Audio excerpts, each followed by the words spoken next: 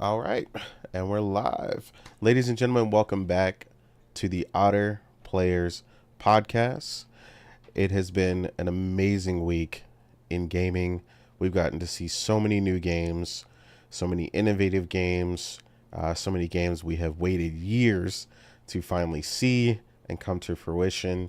So we could see they're not vaporware, they actually exist.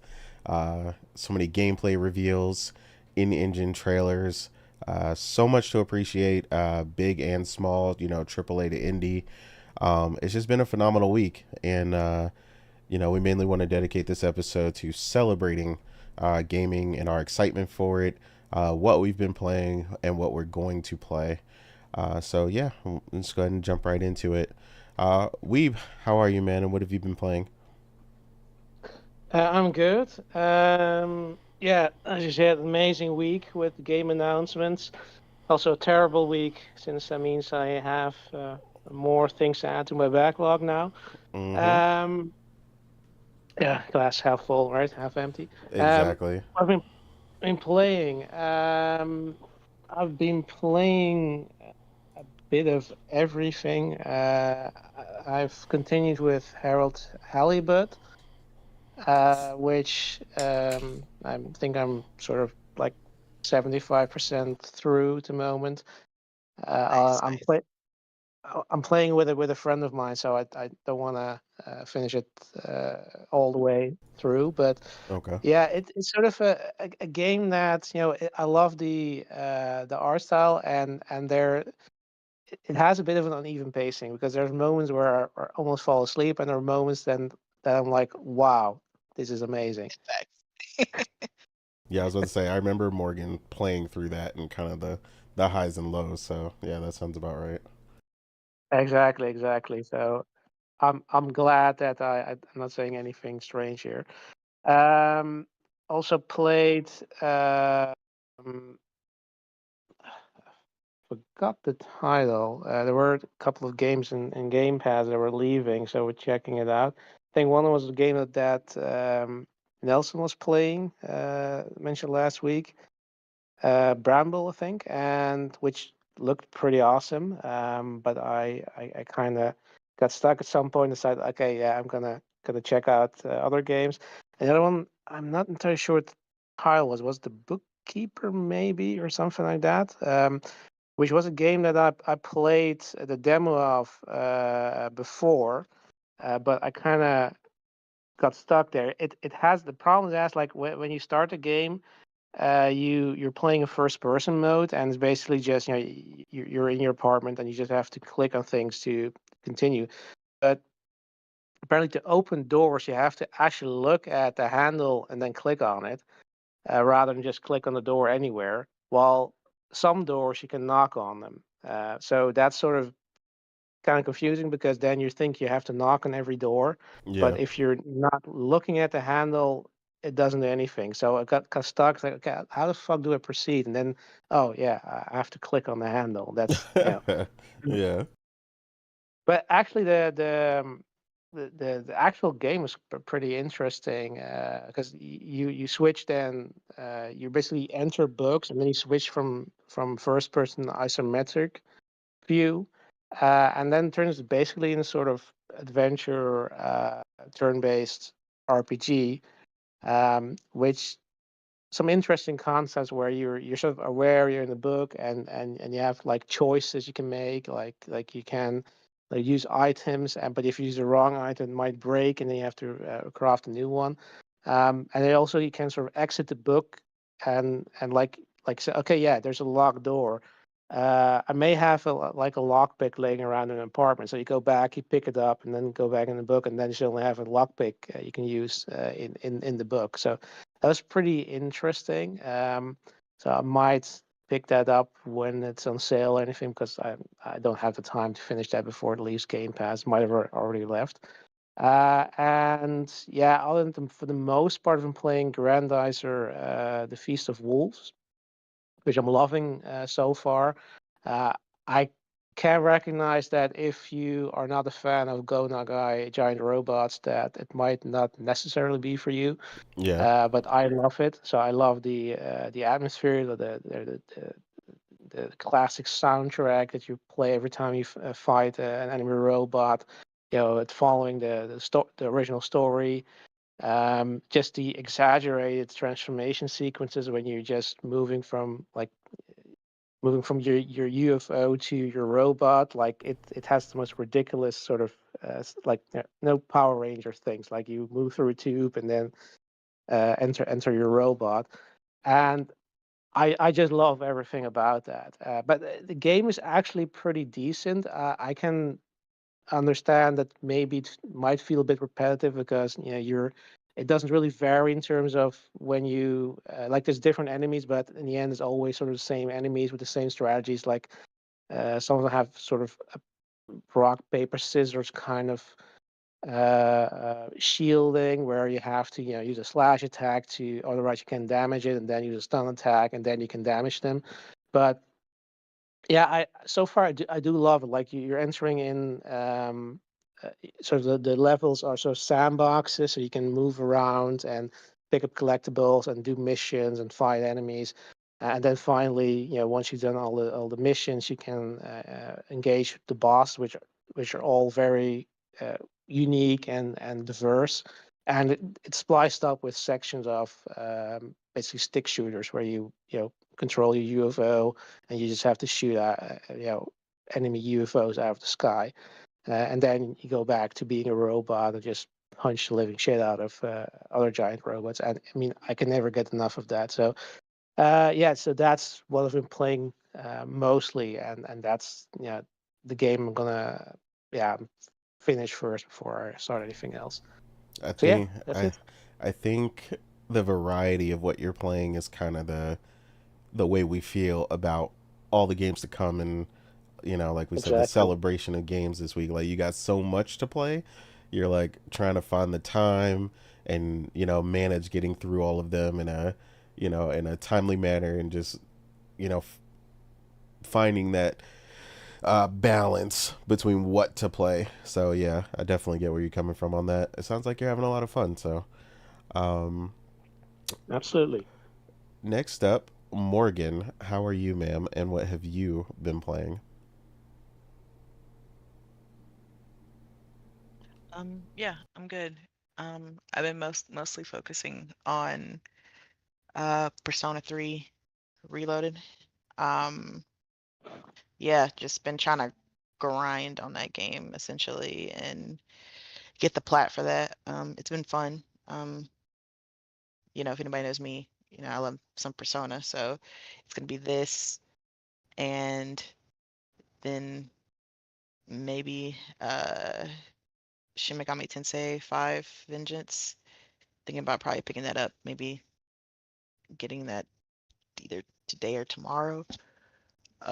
But maybe I don't know. I'm trying to I'm trying so hard not to buy more games because when Are I you buy a okay? game, I can't help but huh? Are you okay? You sound tired. No, I'm good. Okay. Yeah. I'm trying not to buy any more games because when I do buy a game, I tend to immediately want to start it. Like I Yeah. just can't stop myself from trying it.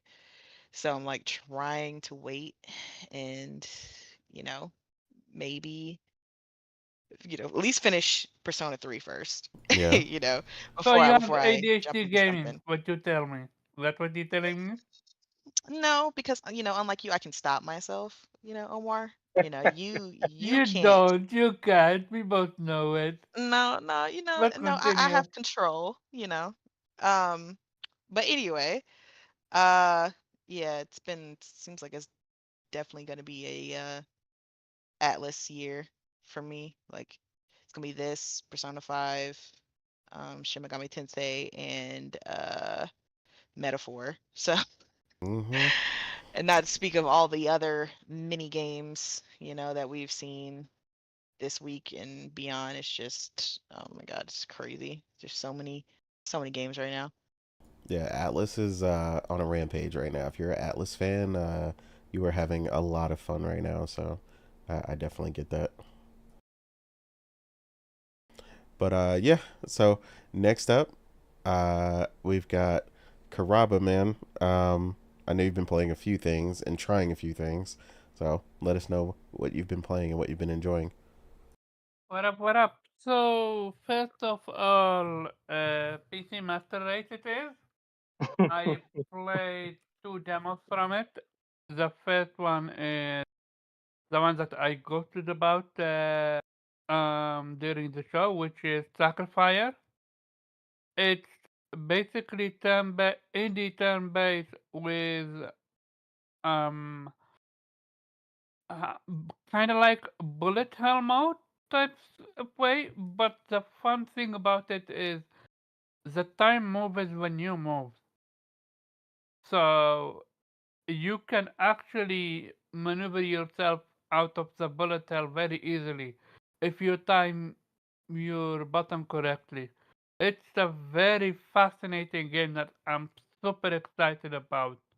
I'm gonna be honest, that Um, sounds exactly like the type of game you'd play, so I get that.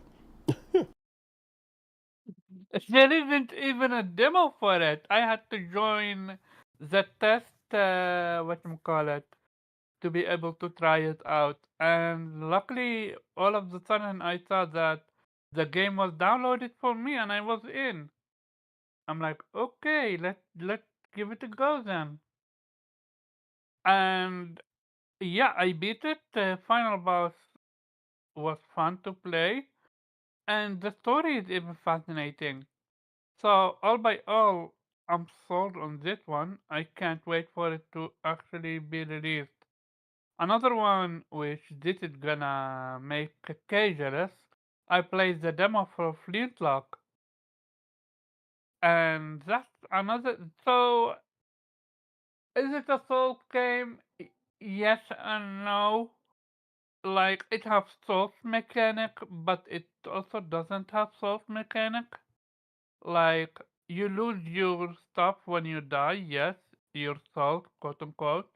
But on the other side, you got a jump and a double jump button, and you have a helper that help you, and it's a very interesting story, and the combat is so versatile that you can literally jump from above and take down enemies, or you can fight from below and take down and just when I thought the game couldn't be any more better, they give me a different weapon. I'm like, okay, let's see what's up next. So I beat that. There was a final secret boss that I could have beaten, but I'm like, I need to circle around him for 10 minutes because I'm doing so little damage. So I'm like, yeah, no. That's clearly a boss that you do when you leveled up quite a bit. Another demo done. And the big game that I'm playing is Ghost Runner 2. As a huge fan of the first Ghost Runner, I'm close to the end with the second Ghost Runner now. I think I am at the final boss right now. And yeah, what can I say about Ghost Runner 2? I mean, if you played the first one, you already know that you're gonna be excited for the second one. You got a motor. Yeah, you have a motor.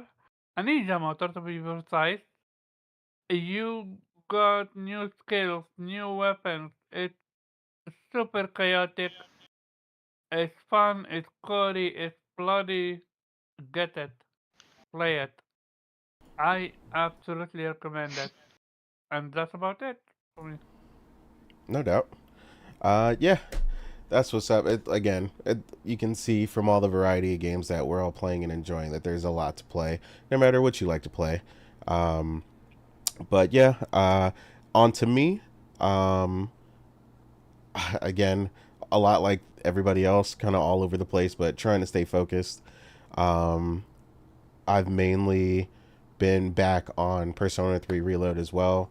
Like Morgan was saying, that Yeah, game has copying me just, as per usual. man, you don't do that because you don't let me play it without you. So don't let the people get fooled. Okay, Uh and huh. Yeah. Uh huh. Morgan runs that. So just so y'all know.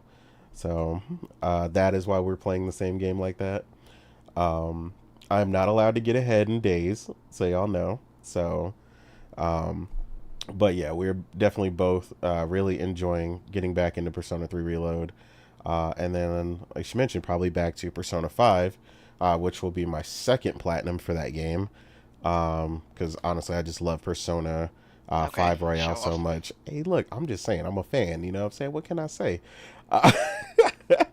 Um, nah, but then there's other stuff. Obviously, if you were following me on Twitter, you see I just picked up SMT5. I got the launch edition, the steelbook. It looks amazing. I think the only thing that I'm just like kind of wanting, I kind of feel like I wish when you got a physical version of the game, you got the same thing that you get when you get it digital. They haven't really quite mastered that yet. So that's always, that's always like a toss up between the benefits of going digital or physical. So that's always the seems fun to happen part. a lot with particularly Japanese games. Like Mm-hmm. they have 75 different versions. Exactly. And it seems like you gotta buy every single different version in order to get them all in one game. Yep. So weird. Yeah, you were right though. So they did have the deluxe edition The upgrade stuff. path. Yeah, purchasable. So I did go ahead and cop See? that. All Yeah, right, that's good. yeah. So that was there. So I was happy about that. But yeah, I mean, yeah, it's mainly the stuff I'm really concentrating on right now. I mean, there's obviously a bunch of other stuff I'm trying to finish up. Jedi Survivor, and then the tactical game that I was Wait, playing. you're still on that? I need you. You need to let that go. You ain't finishing Let that go. Let's take that L on that game. You finishing Jedi that? Survivor, are you okay? Look, man, it's He's not finishing that. It's complicated, right? I got stuck. Yeah, Okay, it's the denial though. I got stuck. Like I was getting chased by a machine or something on the planet, and then like I kept getting stuck in this repeat sequence, and I didn't feel like looking it up, so I just stopped playing the game. Yeah, you know, like that's what happened. Yeah. Yeah, so You just gonna have to let that one go. I'm gonna try. Just take I'm gonna that do L. it. I'm gonna do it. Damn it. No, but yeah, I mean, there's so much other stuff, and there's a couple other games I'm really close to finishing. So, but yeah, Persona 3 Reload is definitely the focus right now. You know, while we're enjoying and getting ready for all these other games, and really focusing on my biggest thing right now is focusing on making a list of the games that are coming out, their release dates, and keeping track of all this stuff, so stuff stops sneaking up on me. Because nothing is more annoying than like realizing a game comes out like tomorrow and you forgot to pre-order it or something. So are you excited for the Vision of Mana? No, I'm not picking that up. I've never been a fan of the Mana series. I mean, it looks like I'm not. I'm just not. Like I'm honest with myself, especially when it comes to JRPGs. So okay. Yeah, you know what you like, and you stay in your lane. I like that. Exactly. Like I don't begrudge anybody that's looking forward to it, but you know, Stay decay in the background. That's what I like. I know it's looking beautiful. It really is. And of course, I mean that's the kind of stuff we're about to jump into. So we could just go ahead and jump right into it. You know, the Xbox showcase happened among many other shows. This past week and a half or so, we got to see, like I said, so many good games, so many amazing things. You know, I imagine quite a few people, you know, there's no way they couldn't have watched that show and come out not looking forward to several games. In fact, a running joke, me and Morgan were talking to Priscilla about the show, which we were joking with her about because she was like, well, I'm not really looking forward to much. And the reality is so much goes on during those shows and so much gets like kind of put in your face that you really got to go back and watch each thing individually and really kind of take it all in. And we had done that with Priscilla recently. Now she's looking forward to like 7 or 8 games all of a sudden, you know, that are coming, you know, this year. Because that was her thing, was like, everything so far that I want to play. And it was like, no, there's tons of games. You just gotta look. So we went over and went through a ton of that stuff, and now she's looking forward to a ton as well. So, um, main takeaway, we want to go ahead and jump into it and look at what everybody saw, with the Xbox showcase, what they liked or didn't like, and really just kind of how they felt about it. So first up, Karaba, you felt some type of way after the show. So now that the dust has settled, I want to know if you still feel the same way you did after the show, and how did you feel about what you saw during the show, and just your overall takes and your score for the show. Okay, so terrible show, am I right? Real talk, so I genuinely think they believe that we actually think so. Like, that's the crazy part. Real talk. Shout out to Xbox, they came through. They came through big time. Uh, my the biggest surprise, aside from what you call it, South of Midnight, which I was super excited about, was none other than Activision 33. Like, I lost my shit when I saw it. I saw the art style and then the gameplay. I'm like, okay.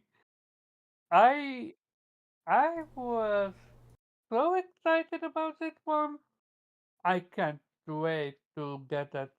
Especially people are calling it the evolution for Legend of Dragoon, which Mm, that's such a don't fall for high the marketing. Right? that's such a high bar to to tempo Don't, to be able yeah, to don't set get. yourself up like that. Now, I'm not gonna do that to such degree. That's Yeah. just banter. But real talk, I am excited to see what the fuck it's about when it comes to the gameplay. Yeah, it's turn-based, but it's also actiony, like how Sea of Stars was. Um, Other than that, Perfect Dark looked like Mirror Edge with guns. I'm like, okay, I would play that. I love the parkour in Perfect Dark, and Perfect Dark seems to be futuristic, so I'm gonna give it a go. And Gears E-Day, it how do I say this? Yes, the more information you get that they're gonna go horror. They wanna for to be linear and make the enemies make them scary and stuff like that. I'm like cool and stuff, but I don't know. It's just I wished we seen some gameplay of it. But people are gonna give it a pass because first time reveal is allowed to be like that. Yeah, no doubt. Um, South of Midnight, dude, like that's my jam right there. The entire time, like thinking infamous because of the combat a little bit. Also the way she was. God. I knew Yeah. he was I gonna know say it. Big I He was waiting can't. fat He for him to say cannot. it. as a He whole, cannot help himself. Good I God, man. cannot help myself. And Jesus. when she finished an enemy and then the earth blossomed, I'm like, Okami, is that you? So it's Oh, fuck me. fuck you too. I Jesus, love So it. Omar. I love it. okay, and real talk now. The music This in that game, this the man art has only style. played 2 games in his life. Hey, Absolutely. see, I'm not the only one that said it. Stage said it as well. So take that to the two of you. Okay, real talk now. Again, they came and they knocked it out of the park. Even the indies, the quote unquote indies, or the multiplat like mixtape, like that joint was Mm-hmm. fire. And the return of Max in Life is Strange, like I need that shit yesterday. So Fable is still Fable, like it's exciting, but what I am looking at Fable is I'm asking when are you gonna showcase the duality between good and evil. Like, Fable is not Fable without the good and evil. And so far we haven't seen that. And I'm interested to see if they are going to showcase that like close to the release date, or they remove that mechanic altogether. You would It seems think, like they were that was kind of the premise of that trailer. Yeah, they're Was hinting at it. him. Yeah, they were hinting at the good and evil aspect of the game. At least that's what I interpreted from the trailer. No, same. Because you got to remember, during it, he was saying, she took all the wrong turns, yeah, and they Mm-hmm. stuff did like that. say Yeah, that, Yeah, so it's kind of like but he's explaining, like, she could have done her better. path. Yeah, her Mm-hmm. path. So I think they're hinting at it, and they're just not giving us the full on just yet. But obviously, fans, like you said, like us that have played the previous games, we know, and we're looking for that, definitive acknowledgement of it. So I think we'll get it soon.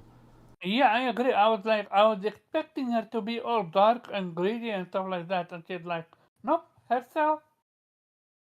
I'm like, okay, we will see where that is going.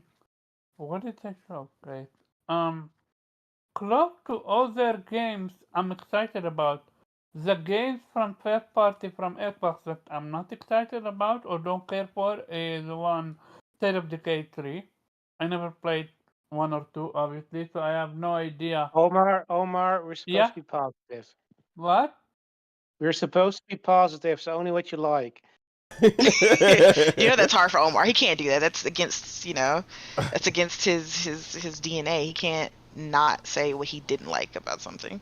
So I'm not you didn't supposed particularly dislike it. You just don't know what to expect because you didn't play it prior. No. It's not a dislike. It's a flat out hate, and that's gonna to be Indiana Jones. Oh, That okay. shit was Well, yeah. atrocious. Animation atrocious. Acting terrible. I'm like, you had one job. Make me Hmm. excited for the game, and you didn't. That's a So much steep. for a wholesome podcast. Like you got that's a lot of nerve coming from a Days Gone fan. But you know what? It's all right. We're moving on. Days Gone. Days Gone has Talk about some bad acting. You are okay. You know what? Oh, But okay, go ahead. Keep going. Okay, so, and get this, fellas. I got shit on because I said this show was a 10 for me. So here's the thing: is it a 10?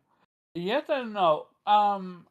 Even though now I know that a lot of games that I thought that were exclusive are now multiplayer, doesn't change the fact that they were showcased at their event. Um, this show did a lot of amazing things to Xbox. It's big. Uh, I'm gonna go to a 9, mostly because Indiana Jones terrible, and State of Decay 3 I don't care about, and the way they need to pay for advertisement, which is like I just grow a line and all them games. Oh yeah, and not to forget Doom. This the new Doom look great, and a shield and a hook for a weapon. Like yeah, that should look fantastic. But all by all, I would still stay on a 9. It's not a 10, but it's absolutely a 9. Anything below 9, it's capping, in my opinion.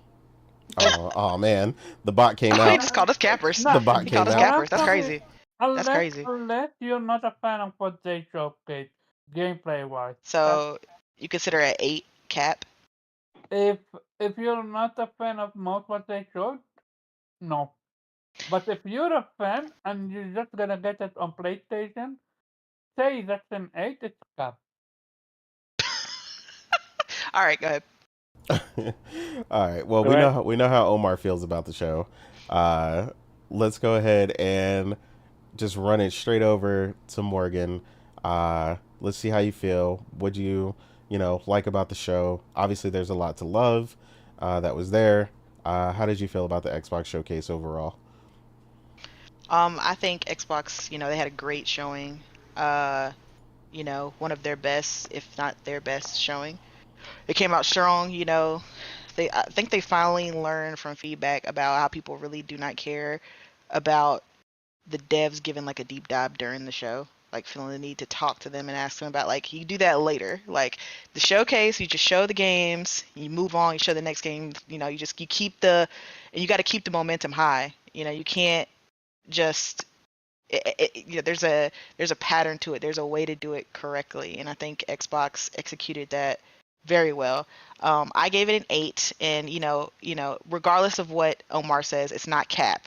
Okay, because I liked a lot of the games that were shown, and yet I still gave it an 8. So once again, we're just gonna dismiss Omar's opinion because his opinion is he La La Land. So if I'm But excited, it's a problem, and if I'm not no, I excited, don't. it's a I problem. do not disagree with your 9. I think your 9 is justified because that's how you feel. But I just think it's an 8. That's just me, and that's not Mm-hmm. bad.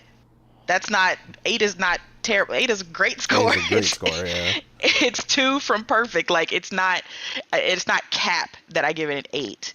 Like I think it was a really good showing. The thing I think that would have taken it over the top is if they had shown something that I wasn't expecting from their first party. Mhm. Everything that was shown is, basically what we were been waiting on since 2020. And that's not a bad thing. Obviously, they've been working on these games for a while, and we finally get to see what they look like, and what direction they're going. And with some of them, even got dates or windows, and that's good. It's just if they had that one surprise that I was like, oh shit, they brought this back, or oh my god, look at this, like, then I think it would have been like a 9 or a 10 for me. But it Mm-hmm. was still a great showing regardless of that. Um, as far as the highlights goes, it's pretty much the same as Omar's. Like, I really really liked Expedition 33. That was probably the highlight of the showcase for me in particular. A yeah, a you know highly, just the fidelity of it, and it's a turn-based game. It's like this is what a lot of JRPG fans who are like turn-based fans have been asking for. Like there's absolutely Absolutely. nothing wrong with uh you know uh art styles that aren't photorealistic. Like I'm like I love Persona, and that's nowhere near a photorealistic game. I love the art style they use for that game. And if anybody knows me, they know I'm a fan of like pixel art games. Love those.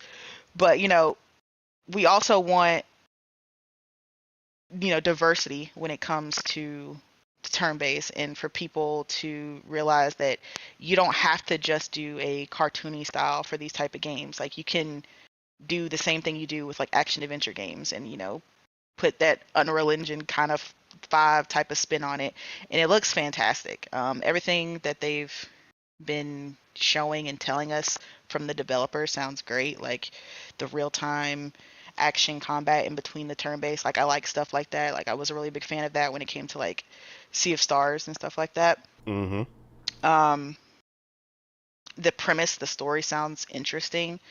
It's all just going to be about if the execution, if it, hopefully it's not, too good to be true, because we've had so many experiences with that in this industry of games that sound so fantastic, but then they come out and it's just not what we wanted. Yeah, it So, falls flat. Mm-hmm. wishing them the best of luck, and I hope it's great. They said what, 2025, Mm-hmm. so another 2025 is about to be crazy with all the games that are coming out. Because a lot of the games at the Xbox showcase were 2025. But yeah. So that game was my highlight. Then South of Midnight looked fantastic. I was already excited about that game when they showed it. I think it was like a year or two ago when they initially showed Mm-hmm. South of Midnight. But now they finally showed us, a little gameplay segment, and that looks great. I love the premise. The American Deep South in Louisiana, using like the magic and everything that goes, with the culture down there and trying to turn that into a game. That sounds fantastic. The main character seems very interesting. I like her attitude. She definitely says things the way I would, so I can I already like her as a character. I was about to say they commented on the fact that she called the catfish trifling, and I was like, oh, Yeah. okay. I have definitely called many of people trifling, so I was like, I already was like, okay, yeah, okay, I fuck with her. But yeah, I can't wait for that. That's gonna be a day one for me. Looks great. Compulsion, they did their thing with that. The gameplay looks fluid. It looks fun. I love that. The kind of stop motion-ish kind of thing. The frame rate trick that they're doing with the game. I think I love that developers have been embracing that more and more They with definitely games, and it looks really good. So I can't wait to play that. That's gonna be a day one. What else? Fable. Fable looks great. The more I see it, the more I love it. That trailer definitely captured the joy and the quirkiness and just the that odd sense of humor that Fable has. Even my brother, I forgot to send him a link to the Xbox showcase to watch it, but somehow he found out about Fable and sent me the trailer. Was like, have you seen it? Oh my god, it looks so good. He was a big Fable fan back in the 360, and he was just so excited about it. He was he was upset though because he has a PS5, he doesn't have an Xbox, but he was just like, he was gonna borrow our sister's. She has a Series S, and she don't hardly play on that thing. So he was just like, I'm gonna borrow that when it comes out and play it. So yeah, that'll be an exciting one for us. Gears E-Day looked good. It was a Unreal Engine 5 little in-engine captured trail.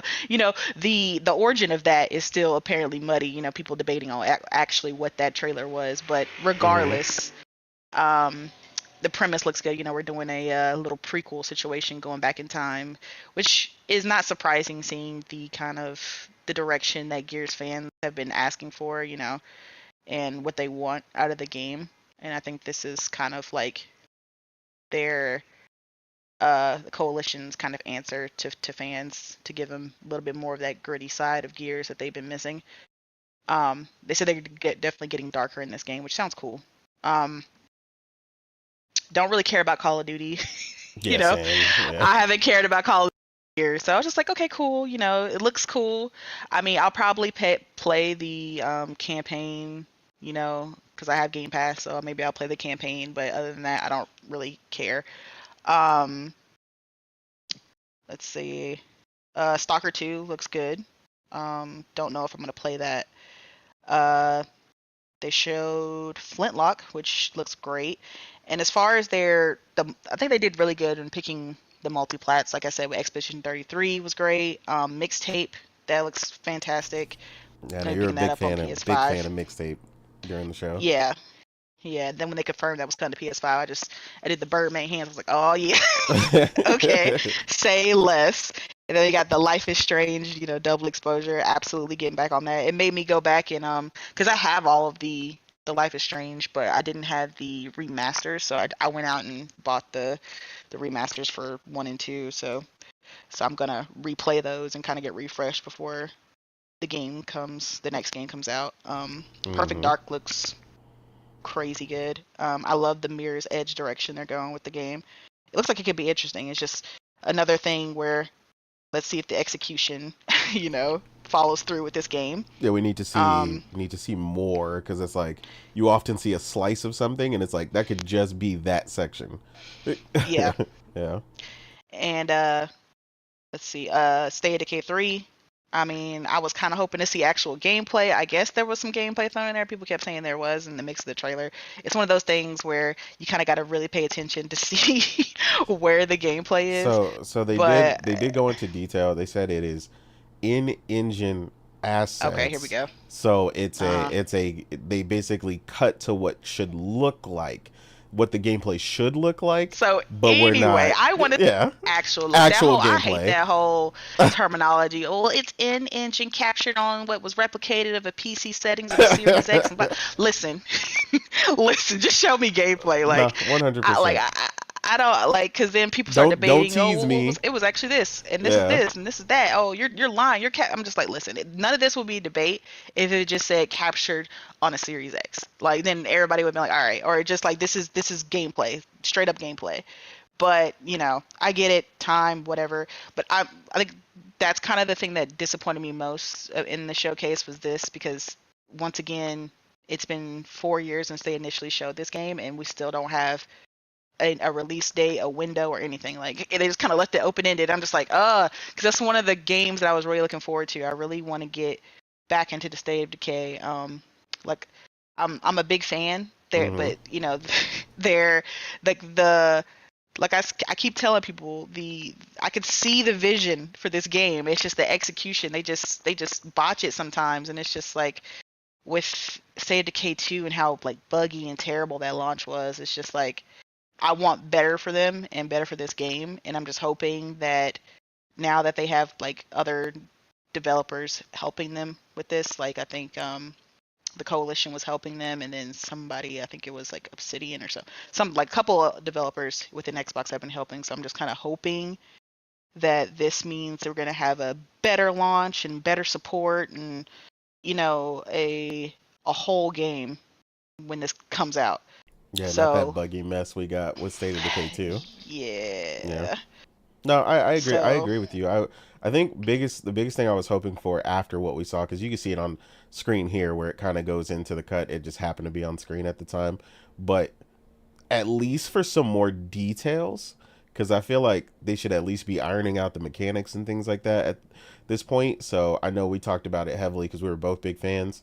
Is that we were hoping they would really go to town on the base building and really like an evolution of a base, because they kind of talk about it, the mobility of everything that you kind of see in the trailer, where they come and rescue each other and make sure, you try to make sure, your people survive and kind of build a shrine back at the base. But it's like, you don't want to just, you want to go from surviving to thriving, you know what I mean? And that's what I'm hoping they really hone in on this one. So yeah, they were talking about like the mechanics and the way to get resources, and you're going to be able to craft your own unique weapons, and the way they've kind of got a little bit more on the detail side as far as like dismemberment. Like, it's like, you shoot off a leg, the leg comes off. Like, they're trying to make it a little bit more realistic this time go around, which sounds really good to me. And they said they were kind of copying or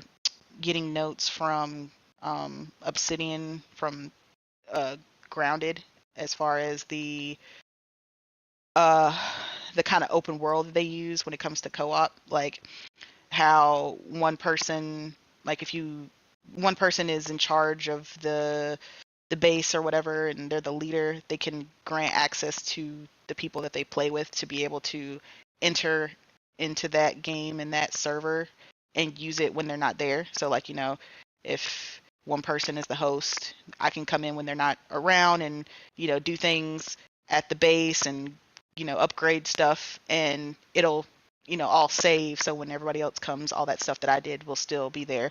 So I was like, that sounds good, because, not everybody can play all at the same time. Maybe you want to get stuff done. That sounds good to me. So everything they're saying, it sounds, like I said, sounds good, but again, another case of execution. And I think that's kind of the theme for me with this Xbox showcase. Like I said, it was great. I want to give, I'm not trying to take away anything from Xbox. Give them their kudos. They did a fantastic job. They did what they're supposed to do. They showed their fan base what their lineup is and what, their essentially what's coming for them in the future, right? Which is what you want from the people that you are a customer of. You want that lineup. But again, it's just, we just have to hope that all these games live up to the hype that they were in the trailer, right? That the execution follows, and that these games won't be a disappointment. I don't think they will. Like, a lot of them looked really good, and it looks like they're heading in the right direction. But things happen, and sometimes what we see isn't what we get. So Mm-hmm. I'm wishing nothing but the best for Xbox and their developing teams, because like I'm a customer too, so I don't want these games to flop or not live up to the expectation, because I'm excited for these games as well. So yeah, that's how I felt. I kind of ranted, but yeah.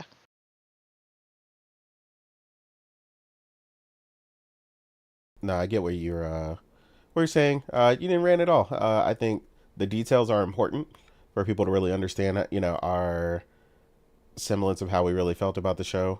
And I definitely get that and where you're coming from. Um, and I feel pretty similar. And Weeb up next. Would you like, would you love anything, standing out for you? And just how'd you feel overall about the showcase? Well, overall, I would agree with Morgan. I think it's an 8. My initial prediction was a 7, so they they positively surprised me. So Okay. and like Morgan said, like an 8 is really good. Like things like why I reserve, why I'm not going all in with like Omer is with a 10 or a 9. It's like, yeah, it's a good show, but you also have to like we are sort of overwhelmed with the fact that it's we're expecting it to well we're expecting it to be reasonably good, but we've been disappointed so much by the Xbox showcase because and generally because they can't help themselves, right? They're very often they have their talking heads, they're focusing too much on not showing us gameplay rather than showing us what we want to see. And now they've delivered in showing us what they're cooking. Mm-hmm. They had great taste in selecting third-party games to showcase at their show, which definitely PlayStation can take notes of that because what they've shown at their state of play, I can agree they had great taste in that regard and what they chose to show. But you know, obviously there's also the obligatory next Sea of Thieves expansion, Fallout 76 DLC, all the stuff that they kind of have to do because those are their games and this is the venue to showcase okay, what's next, because these are service games, you have to keep people invested, but also it's completely uninteresting to somebody like me. And like it was pretty laughable that they, for example, showcased had this trailer for World of Warcraft, which had actual new content, but then yeah, it we were all thinking, oh, it's going to come to Xbox, and then it didn't. It Then didn't. just Yeah.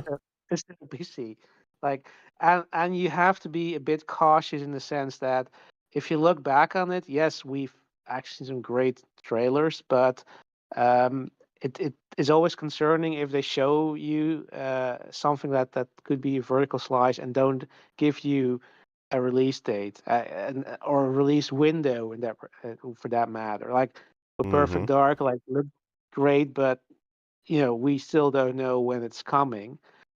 So that doesn't like if they had given you a release date, oh, it's coming, end of this year or beginning next year, then you at least could say, okay, we have reasonable confidence that the game is going to look like this when it's come out. But if it's years off, then you have no idea how it's going to turn out in the end because they could completely change directions halfway through, or it could, uh, become vaporware. We don't know. So that's sort of why I say like it's not going to give it a perfect score or going to go as high as a 9, but I think an 8 is absolutely a great score to give because yeah, I mean there were absolutely great games to show. They took away uh, uh, some doubts I was having about certain games coming, like Perfect Dark, and yeah, it gives you reasonable confidence that they didn't forget the most important part of the console, the games. And as for highlights, like I mentioned, Perfect Dark was definitely uh, one of my highlights. Look, I know it's not going to be a continuation of the original game. It's going to be Mm-hmm. their own reimagination, which is totally fine. Like you don't want to do a sequel to a game, that basically is an N64 game, and they try to tie in a prequel with Zero, which wasn't really good, and so I'd say like they've given me some confidence that this might actually turn out to be a great game. So definitely one of my highlights of the show. Um, yeah, of course, Expedition 33. Also, like the surprise, I guess, breakout hit of the show. Obviously, we have to see how it turns out because it's new IP. I didn't really hear of the studio before, so I don't know if it's what they've done before or if this is their debut game or whatever. But it's looking really good. Absolutely love it. That's turn based. Like this is what we need. Like yes, both can perfectly coexist. Both types of RPGs, but we also we need something like this, and hopefully it will succeed. So like it doesn't have to be like it. Real time is not the evolution of turn based. Turn based is its own thing, deserves to exist, and this looks awesome and could be awesome. So I'm definitely looking forward to that. Say it louder for the people in the Yeah. back, Weeb. Yeah. Turn based forever, eh? Right? And yeah, Flintlock also looked really good. I haven't checked out the demo, so I should check that out as well. South of Midnight also looked really good. I hope that the only complaint I have is that I do hope that it's not like because I'm getting some sort of Kenna vibes, like all these enemies are sort of these black gooey thingies, and I kind of hope that that's not all there is to it because like I would love to see more folklore inspired enemies like that giant alligator looked awesome, but I hope that you can also fight stuff like that instead of just generic black gooey enemies and the rest is basically QTE or whatever or background things. But yeah, definitely looking good. And as for third party, I'm also going to mention Dragon Age because I'm a huge fan of the series and this is looking good. Like, yes, I was with some of the critics that it did look a bit cartoony initially, but after seeing the gameplay showcase that was shown later, I'm absolutely sold on it. And yeah, I don't know if we have a topic about this, but we do. Okay, then I'll shut up. Uh, no, but yeah, I definitely looking forward to that. And yeah, the only downside I guess is that it's coming this year, and we already have such a busy gaming schedule, so this is gonna eat more of my time. Um, and yeah, what else? Yeah, yeah, That was a definitely. surprise, right? That was well. I mean, I knew it was coming. That they were gonna make a remake of this one. Okay.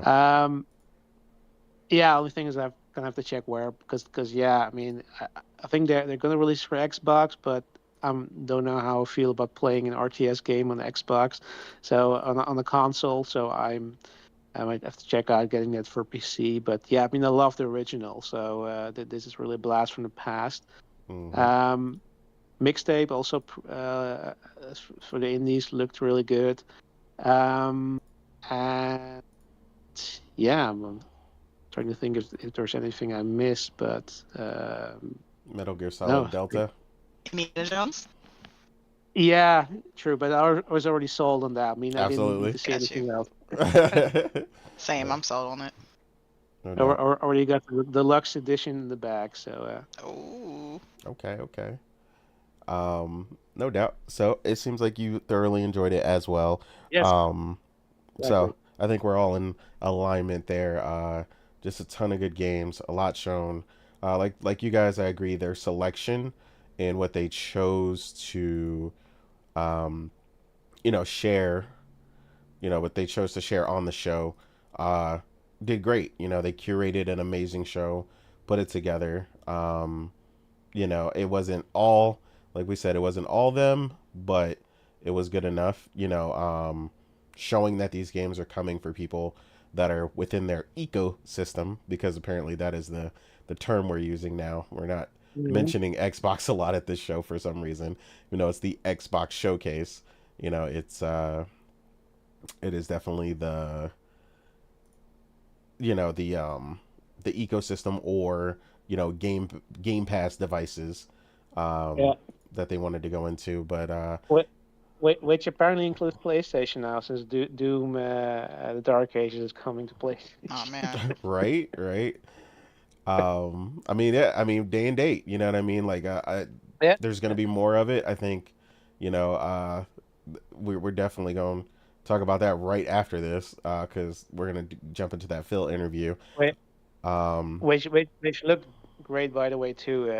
Doom, Doom, the Dark Ages. That the only concern I have with that, I think I've voiced that before, is that um, I think the experience might be lessened by the fact that they didn't have Mick Gordon doing the soundtrack. Because you absolutely. notice that, compare this to the trailer they showed with the Doom Eternal reveal, like, I mean, it's night and day. Like that, you could feel that trailer in your bones, and this is sort of like, yeah, I mean, you have a soundtrack and it sounds pretty cool, but it's probably not gonna give me the same experience I've had with the previous games. But Hmm. it'll still be a good game. But yeah, that's definitely a bridge they burned that they shouldn't have burned. No doubt. No, I agree. Um, Yeah, I mean, I won't take up too much time. That, you know, everybody kind of highlighted the show. So, you know, for me, again, my overall score as well was an 8. I felt like they did a phenomenal job. The showcase was just well put together, well paced, and like I said, they picked a lot of great partners to showcase during it, as well as showing off, you know, what they've personally got coming. And did it, you know, it was a very proper mix, right? It felt to me like a really, honestly, the solid shows that I'm used to from PlayStation, right? Getting a lot of those games to show that are going to show later at other events, and so on and so forth. You know, like just a little snippet of Assassin's Creed and this and that, which, you know, showed later at the Ubisoft event. Like everybody said, everything looked great. And I really enjoyed a lot of stuff. Obviously, the highlight for me, like a lot of people mentioned, Expedition 33, because obviously I'm a huge, um, you know, turn-based fan, and just kind of seeing that, the culmination of another You team go picking play. that up. Exactly, right. um, you know, just seeing another team pick that up and take it to a high fidelity place that we've been wanting. You know, kind of, you know, as Square Enix, you know, runs the opposite direction towards action, or whatever they hope will, you know, make them increase sales. It's nice to see other developers realize the uptake in, you know, turn-based fans that have been showing up in droves, and a lot of people really honestly still currently trying turn-based for the first time in their lives, with, you know, the Persona series kind of heralding that, and then people getting into Octopath and all these other games, very reminiscent of, you know, Morgan's, our very own Morgan's journey through turn-based here. And now she's a really big fan, and has the, you know, platinum for Octopath 2. I give her flowers, because I don't have that, and that is a beast trophy. If you ever try to get it, you will understand how hard that is. So yeah, like they said, Expedition 33 definitely was a big thing for me, because it meant more than just that game. It just showed a lot of people like, hey, look, you can do so many things with this. There's so much room for growth. And so many systems that people have not expanded upon when it comes to turn-based. And I'm excited for it. I hope they kill it. You know, I hope they Yeah, really like show you out. said, Hmm. I Uh, think this could be something that would get, you know, light on turn base more than, you know, just the people who are fans. I think maybe it'll do maybe you know, I'm not trying to put this in the air saying this is going to be the next big thing, but you know, it has potential to maybe do something like what Elden Ring did for Souls games, which is like bring like the people who are maybe not necessarily Souls fans into the genre and give it a chance, you know, just based on, you know, how it looked. Like, you know, I saw so many people talking about this. People who weren't even turn-based fans were like, man, I might have to give this game a try, you know. And it's just, I'm hoping this will, you know, get people to realize how good a turn-based game is, and, like, you know, not just dismiss it because it's not straight action. Mm-hmm.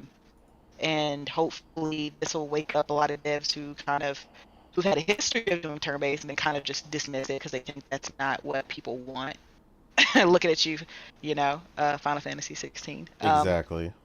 But yeah, you know, I'm just hoping this will put a spotlight on turn-based and make people realize that, you know, it's not something to be dismissed, and it's not something that's archaic, and, you know, a way of, you know, a gaming of the past or anything like that. Like, you know, it still has its place, and it's still like a great genre.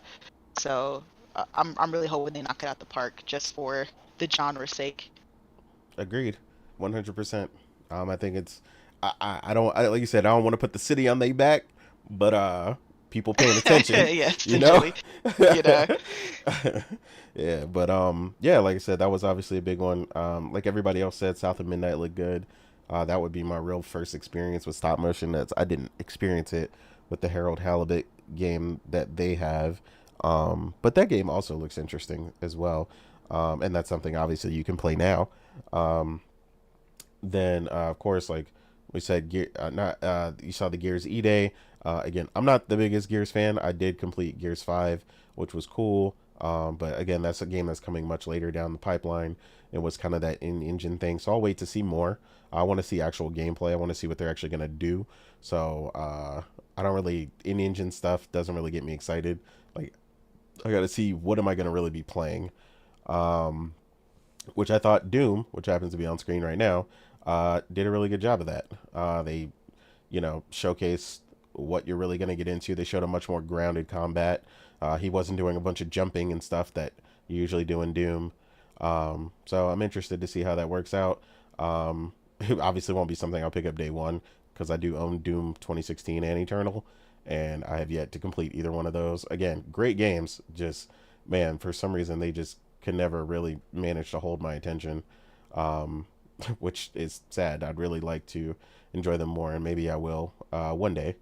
What else was obviously Delta was shown for Metal Gear Solid. I'm extremely excited for that. That's coming very, very soon. Shout out to the people who got the collector's edition on that, because that was sold out in about a couple minutes, it seems. So I'm not sure if Konami will re-up on that and look to bring the deluxe edition to America. Konami? Oh no, no. They hate their fan base, so no. Yeah, they definitely made some weird decisions. At least you got the collector's edition. But then we didn't even. It's so weird. We got the collector's edition, but then we didn't get the deluxe edition. And I'm just like, I feel like Konami. Like I was telling Nate this. I was like, I feel like they just kind of put their ideas in a hat and just pick something and just like, this is what we're gonna do. We're gonna sell this version here, that version here, but then nothing over here. Like, it's just like they just don't care. Like, it's so Konami's so weird. But yeah.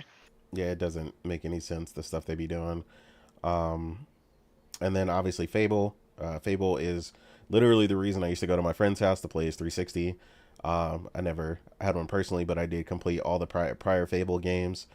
So I was a huge fan of them back in the day. So I really hope they bring that back. And it plays as good as it looks, because if that's the case and it really brings it back, I'll be extremely excited for that. As much as, you know, the trifecta, Halo, Gears, and Forza has been working for them for years. I think it's time to let some of these other franchises that they've had in the bag shine and, you know, really start to bring some real variety to Xbox first party studios. You know, and I Playground Games is proving, at least visually, that you know, they look like they're doing a good job with the series so far. I hope that translates to gameplay, questing, story, you know, character development, and, you know, the funny nature of the game that we're also used to. So I can't wait to see an expansive, deep dive look into the mechanics and the systems that are in place for that game. And honestly, I just want to get lost in the world of Fable. So I want to spend 100+ hours in that game and feel like, I barely touched it, like the Fables of old, where you could really just dive into it like crazy. um the brief bit they show for Dragon Age, as well, like I said, I was a big fan, even of the trailer before I saw the gameplay. The gameplay solidified it even more. But like we've said, we're going to go into detail on some of the changes they made to that a little bit later. Some of the other stuff did look really good. Not really my games, but Mixtape I still thought was a really cool trailer. I think that enticed quite a few people. South of Midnight, again, yeah, it looked really great. Just again, overall, really great show. I think that's the thing that we're going to take away from that. Again, 8 out of 10 for me. I think they killed it, and I'm ready to see the execution and where they're going to go with it going forward from here. But yeah, next up for us here, we have the Phil Spencer interview that happened after, which was an interesting one, where we solidified some questions people kind of Don't had. be PG. Call it what it is. I mean, we did. Censoring. They asked Phil some questions. Obviously they were very excited about that great showcase. But Phil kind of said what he had to say, whether it hurt some feelings or not. But we got some not so committed answers, and we got some really committed answers on a few things. And obviously some people are going to like it and some people are not. And I think it was probably at least the clearest messaging we've got from Xbox as far as where they're looking to go with a lot of their games in the future and kind of their direction. But we'll just talk about it briefly. Like I said, if you did get a chance to watch it, Phil kind of solidified that they are looking to bring more and more of their games to other platforms, where people are going to get the ability to play them, and their enticement for people in their ecosystem is that, hey, you get to play them on Game Pass.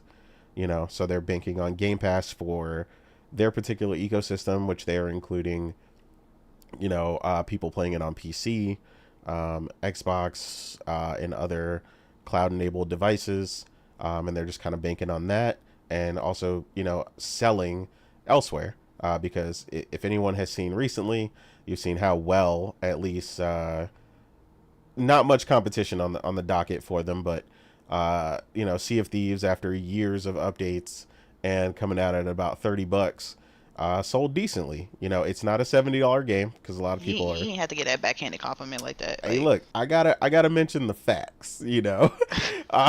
because people are putting it up against $70 games, and it's like, Sea of Thieves is not a $70 game, and it is a game that has had a long time to flesh itself out, and it seems like there's some interest on the PlayStation, so I'll definitely give them that, and that seems to have worked out for them.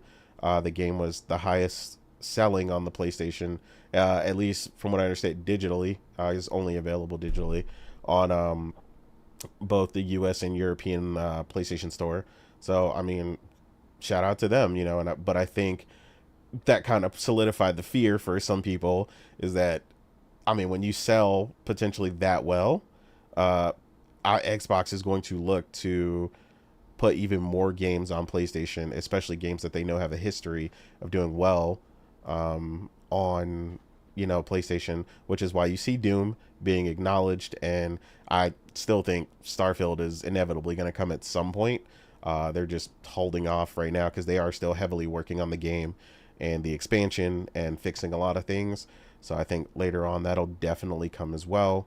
You already know they're then working on a port right now at with Peak. Yeah, I mean, I just think people need to acknowledge that. But I know Morgan watched it for sure, so I want to go to you first, Morgan. After that Phil interview, what was your takeaway from that Phil Spencer interview? How did you feel about it, and what do you think everyone else's take was from that after getting to see what he said? Well, I'm going to talk about his his kind of just unapologetic dismissal of Tango and the other studios that, Xbox decided to axe. Like, Ryan McCaffrey made a big deal about, he's not gonna pull punches when it comes to this interview, and he's gonna ask the questions and yada yada yada. And I'm just like, all right, we'll see. Mm-hmm. So the question finally surfaces. He asks Phil, even with the great showcase and everything, there have been some sad news when it comes to Xbox.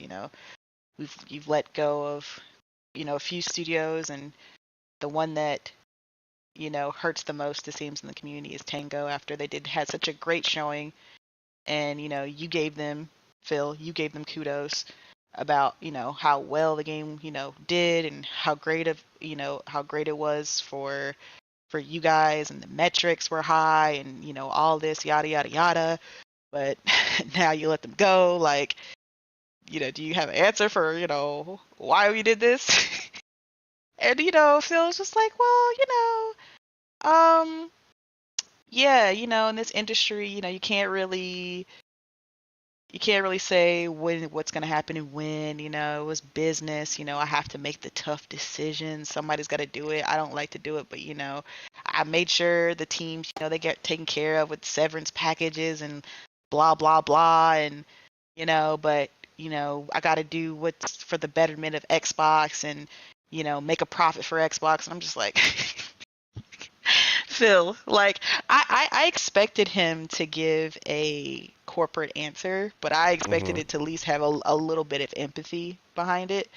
It was Like, definitely a straight to business answer. it really was. Like, I was like, damn, it's just like no thank you to Tango for like the many, just for the games they gave you. I mean, they gave you the best game of 2023 for, as far as from Xbox. Like, that was the highest rated game, the one that people gave the most praise for, the most kudos to, the one that everybody was excited about because it was something different, it was something unique, and it gave hope to the fact that this is what Xbox and Game Pass were going after, like those unique small games that could give you like give you that feeling of early gaming, that PS1, PS2 type era, right? And people were like, oh man, now we can get Banjo-Kazooie, now we can get this and that, like, gaming isn't dead, yada yada yada. They were hoping, there are people even wanting, this game to be like the mascot of Xbox, and this was the game that I think the only game for them last year that even got any kind of nomination in the Game of the Year awards, as far as just like the different categories.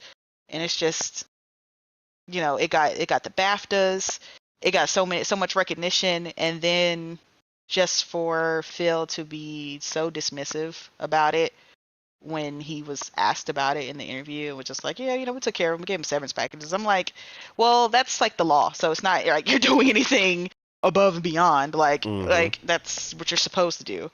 I think the key So point it's as just, well was that Wire did point out that he implied that they weren't profitable the way he spoke about it, but at the same time, like I said, my question is whose fault is that? That they yeah, I weren't mean, Mhm. but then you have Aaron Greenberg out here, like, screaming that they were in fact profitable, and all the metrics. they not only met their metrics, they exceeded Xbox's metrics. So I'm just like, so whose metrics are the ones that matter? Because if they did well and did above Xbox's, well, did they not meet Microsoft's metrics? Is that what it is? It's like, and I at the end of the day, I get that it's business, and they are, it's a company and they have to make profit, but I just feel like dismissing the studio that gave you your banger last year is just so insulting. And it's just, I feel like that's the kind of thing that just eats at the confidence and the We want to faith. expand into Japan, but we're burning bridges there. Yeah, it just kind of eats at the faith of the studios that are left. It's just like, well, damn, if we knock it out the park, or even if we knock it out the park, are we safe? Exactly. So we could give you a game that's great, everybody loves it, people talk about it, they say how great it is, it was the best game from that publisher, but we still got the axe, and the studio was closed down. So it's just like I don't know. Like I said, I get it. It's business. We got to move on. But it's just, I was just upset because I was looking forward to this interview to hear from Phil, at least say something. Like I wasn't expecting him. He's gonna say something. No, I was just about to say I didn't expect him to say something that would ease everybody's tension and be like, you know what, I understand. Like, because I said at the end of the day, I get that it's business, but I was just hoping that he would be more empathetic to the plight that he has caused upon Tango and the rest of the studios that got dismissed. But he was just so casual about it, and he was so quick to dismiss it, and he just wanted to move. I could just tell he wanted to move on. He was just like, yeah, but we're doing, this is why we have this, we're here to celebrate games, and we just gave a great showcase, so blah blah blah. And I was just like, all right, so you're just dismissing it, and you're ready to go back to the topic of how great your showcase was. I was just like, all right. So, and after that, of course, he wasn't like, oh, we ain't done yet. Yeah, and of course, the crowd went wild after he said all that, and I'm just like, why are y'all clapping? Why are y'all clapping at this man after he said, yeah, we shut down the studio, but we did what we had to do. Yay! Yeah, like, I was just like, apparently because it came out that if you clap the hardest, you get. That you're giving out prizes to get people to clap. The louder you clap, the more prizes you got. They were doing that the entirety of the IGN thing, not with just Phil. So yeah, they were like, don't pay attention to what the hell he's saying. Y'all gonna get mad. So look, we got shirts. Fucking they were doing that with the because they had they were interviewing a bunch of different people. Phil was the last person they interviewed. Mm-hmm. And they were giving out prizes the entire time, so it wasn't just a for Xbox or Phil thing. But but other than that, then of course the big question, the one I could tell that was eating at Ryan that he really wanted to ask Phil, was the one about their plan, their business plan going forward, and what are you doing? What are you doing that can appease the Xbox fan? Like, what can you say to Xbox fans to ease their tension and give them confidence in the brand going forward? And basically, his answer was, well, we have, if you're an Xbox fan, all you need to know is, all the games that you see we showed, in the showcase is they're all going to be on your subscription Game Pass day one. So, that's kind of the quote unquote exclusive that we have, everything that you see, you get to play Game Pass day one, as a business though, we see it being lucrative that, games are going everywhere, that we put multiple games on different platforms, and we plan on continuing doing that. And we see it, like we say, the more gamers that get to play our games, the better. As he kept explaining that, I could just see the light go out of Ryan's eyes. He was just like, wait, what? He's like, yeah, we're gonna continue supporting. He just got hit by Mike Tyson, man. His face went down, and he was like, oh.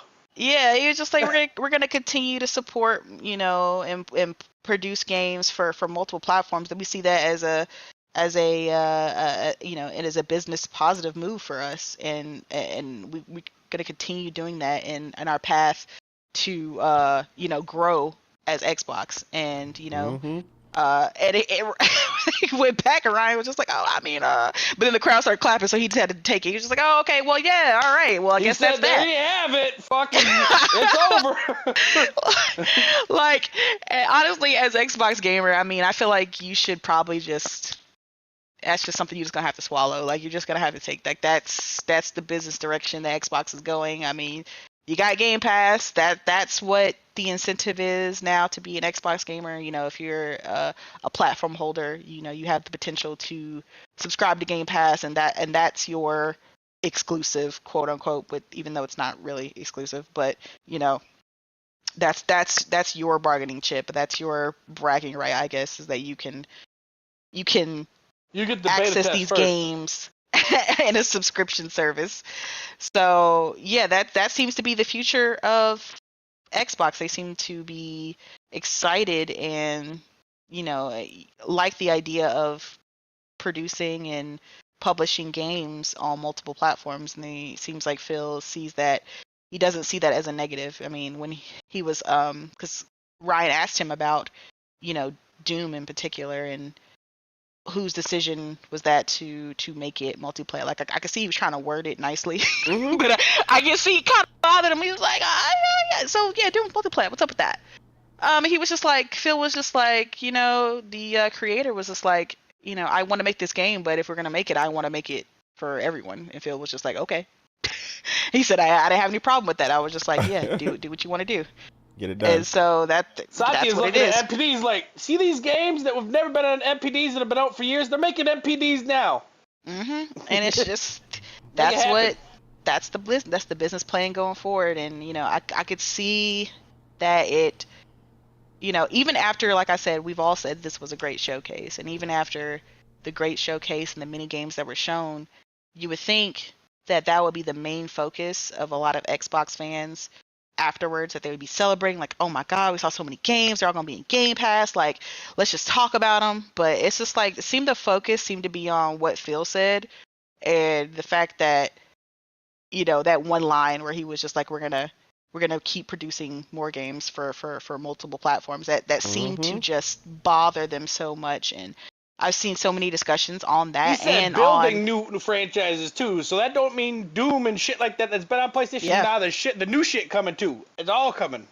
And he because I was watching multiple Xbox podcasts after the showcase. I wanted to see how everybody was excited and they felt about it. It seemed like they also their conversation seemed to go a lot back on to PlayStation and games like Lego Horizon, how that's coming to Switch, and that's a sign of PlayStation going multi-plat. And I'm just like, y'all just had a great show. Why are we talking about PlayStation right now? Like, what are we doing? Why? Who cares? Like, y'all should be talking about Doom and Indiana Jones and State of Decay and Gears, and like what y'all think is gonna happen with the games, and oh man, the direction of Perfect Dark. What do you think this means? Like, there's just such a long discussion to be had if you just with the Xbox showcase. Like, if you just want to do like a deep dive and just go over every game, you can make a whole 3-4 hour podcast just on that. Absolutely. But the discussion seems to go right back to PlayStation. I'm like, y'all gotta stop letting that exclusivity shit bother you so much. Like, just focus on the great news. Telling you. You see that video where they shift like every 3 months? They show a video of him after he talked, and it's like shift a little bit to the right, shift a little bit. Like, bitch, we all right. Like, we just all in.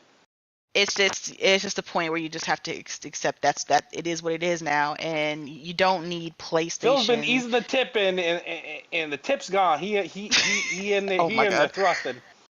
Yeah, it's just like, you don't need PlayStation to justify Xbox's moves. All right, that's what they're looking for. They're like, oh, well, PlayStation's doing it too. Like, it's not just, listen. Just let Xbox do what they do. They're still gonna give you the games. You got Game Pass. You can access them day one through the subscription.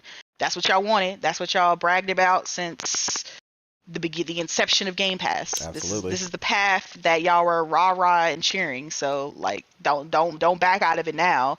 Like, it is what it is. And let's focus on the positivity in the games and the fact that these all look fantastic. Let's just celebrate that. But yeah, other than that, it looks like more games are potentially coming to PlayStation. I mean, it's not surprising. Like I said, even with that interview, even if he hadn't said that, like, I mean, we all kind of knew that was the was going. So yeah, it's just, this seems to be the future. And I mean, the more the merrier. I'll take the games, like, regardless. Take the games, Regardless of what people like to say, like, look, no one's port begging, okay? Like, everybody in here has the Xbox games day one. Like, I didn't ask for shit. Phil just handed it over. Like, if we wanted to play the Xbox games day one, we don't need them to come to PlayStation, okay? It's just if he gonna bring them, cool. But if not, I'll play them where they are. Like, I've never in my life felt the need to to beg or port beg for a game to come, because if I want to play it, I'm gonna find what system it's on, and if I can get it, I'm gonna get it. And if I find out it's gonna come to my system later, I'll wait. But there's no need for me to beg for anything. So this whole idea that PlayStation fans are port begging I think it's funny. It's just there's no port begging. Like Phil is port giving. Okay? Yeah. You can't beg for what's being given to you. Yeah, like I don't think anybody begged for Sea of Thieves to come, and and was like, oh man, after 7 or 8 years, it finally came. Like all my begging worked. Like no, like that's just what Phil's doing, and it is what it is. Nobody been writing in to Phil since 2018 asking for Sea of Thieves. Them Dear Stan letters. Exactly. Dear Phil. But that's the plan for going to Xbox, and you like it or you don't. But that's the gravy train. That's where they're headed. So. Absolutely. All aboard to multi-platform land. Yo, chill. Okay, that's what's up. So we again, obviously Morgan went over most of the talking points for it. Everything, yeah. I'm sorry. No.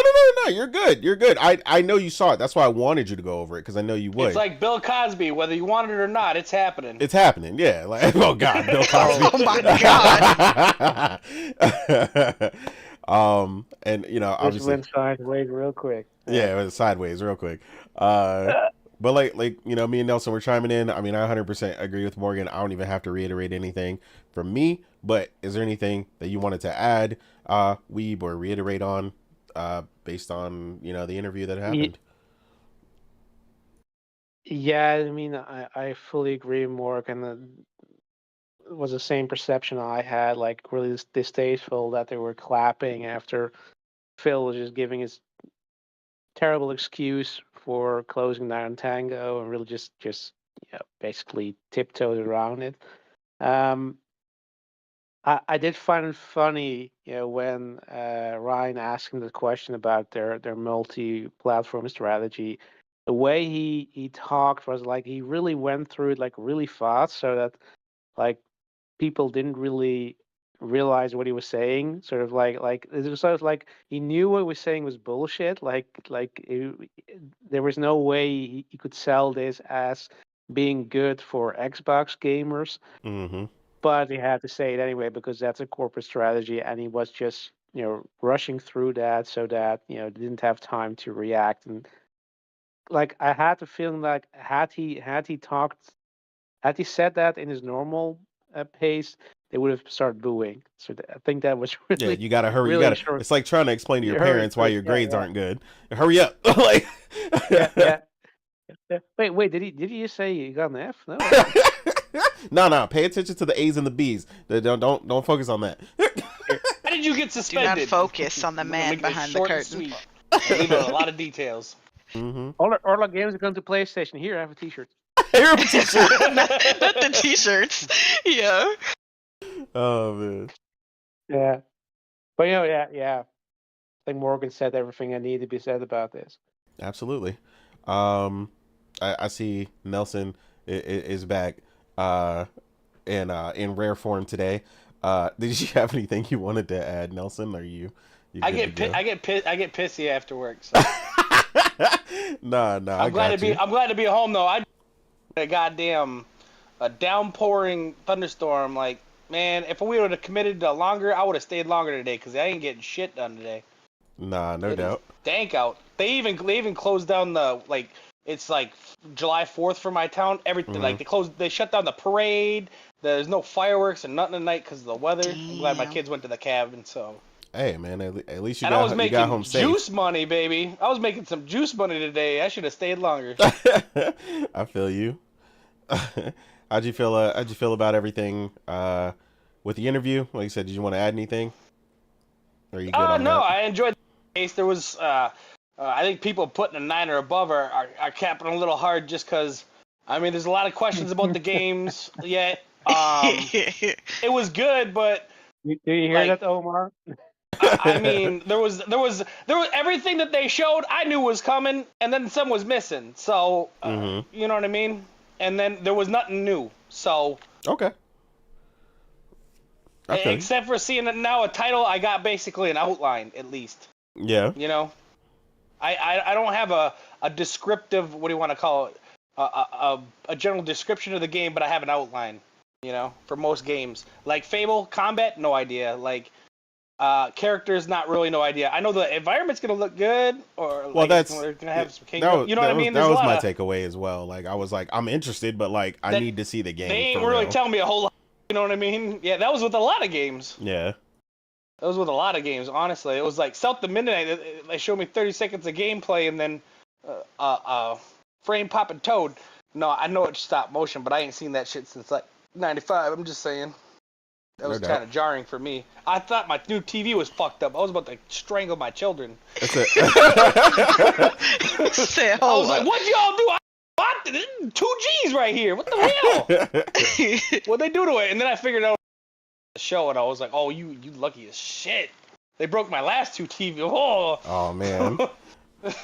Well, we know not to ever let the children have a Wii. Thankfully, we're past that phase. Well, they've had a lot of Switches. I know why Switch sells so well. Goddamn. No doubt. Because you got to replace them bitches. That's why. Cool. Controllers, I bet you they make a lot of controllers. My one son, he just got the deck now. I'm like, here's a pro controller. You done. Put that shit in your lap. The pro controller is quite durable, so you should be good to go on that one. He plays in his lap now. Even when he's in the car, he just sets it in his lap and away we go. No doubt. So Karaba, anything you want to add as far as the interview? Any highlights or things that we haven't gone over, or want to reiterate anything that you felt in particular about Phil Spencer's interview? So it's disgusting the whole sharing for Phil Spencer to get what do we call it, present. Mm-hmm. Another thing. Really, Ryan McAfee is gonna ask the hard question. This dude is a Phil lifer, like, what are we doing over there? I mean, he's definitely a fan. I mean, he was cheesing the whole time like he met his idols. I mean, at the end of the day, it was glorious to see his surprised Pikachu face when Phil Spencer announced that more games are heading on a different console. Like, you could see the light out of this man's soul was gone. It's over. Yeah, he tried to rush past that afterwards. Like, well, let's get back to this amazing showcase you had. Yeah. Other than that, welcome to the game. I'm just gonna wait and see what happens, cause lots of rumors, Halo remake, remaster or something like that, Gears remaster. I'm like, hey, if Xbox wants the money, PlayStation is gonna deliver. No doubt.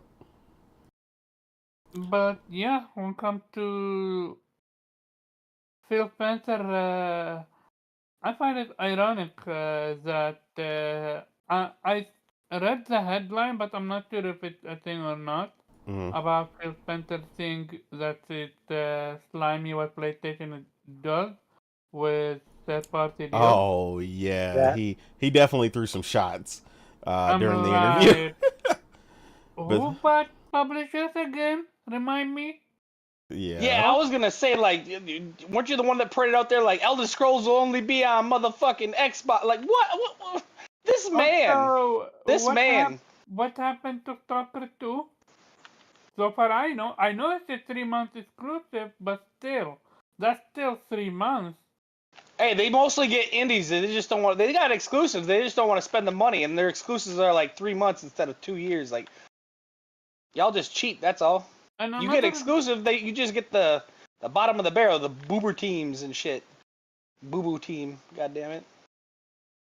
The thing when it comes to Phil Spencer is he just doesn't know when to shut up. He's always his biggest, he should have done that interview weeks, at least give the motherfuckers a dub for a week, you know what I mean? It's like you meet this chick and good things go down, and then she tells you right afterwards she got herpes. Like, oh man. You know what I mean? Phil loves to break bad news while there's good news. So Yep, yeah, that's exactly. how Like you could give does him it. you could give him 24 hours of happiness. You know what I mean? Like. Nah, I feel you. Nah, that's a good point though. That you brought up, because that was something that me and Morgan were talking about during the show. Because not only did Phil throw a shot, but when bringing up whether or not the handheld that Xbox fans swore was coming, um, Oh yeah. yeah, Ryan was like, "So am I gonna have to connect it to a Wi-Fi if we get one from you guys, or how important is local play to you?" And I was like, "There's only one device in particular that's the highlight right now that is due to link through Wi-Fi connectivity and doesn't play local, and that's the Portal." So it was like, yeah, he definitely felt some type of way when he was asking that question. I was like, you just had we can't just have Xbox and y'all gotta throw shots at PlayStation. Here you go. Yeah. Here you go.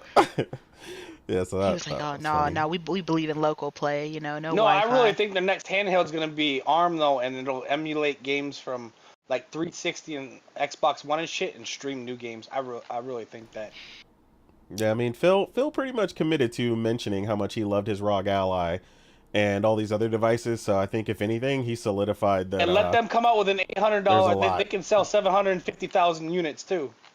Well, I think he kind of that admitted though, like there's a lot of handhelds on the market right now, and they are not particularly. Ain't none of them balling. They're not particularly looking to compete with them. They're kind of existing alongside them, and kind of mention them like partners, because obviously, they're harboring on this. You're gonna go through all that R&D to sell 2.5 million in 5 years. Like, why? Well, that's what I'm saying. Like, I think the competition is just too thick, and I don't think they're coming for it. Yeah, maybe they'll partner with one of them. Yeah, like I mean, ROG like or something. Like you mentioned, store the an ROG option, Ally. but ain't nobody using that bitch. You might get people to use Game Pass with that. That's it. You might as well close that motherfucking Xbox store down once. Like better integration of their software, like their app, their Game Pass app, and their cloud app onto ROG or the ROG Ally or the Steam Deck or something like that. That's something I could see. Yeah, them doing. That's what I think they'll do. I don't see them competing. You're just talking about a really saturated market, honestly. It's kind of like them coming in late to the game with their Windows Phone and Nokia. Like, I think it's just too late for that ship to sail.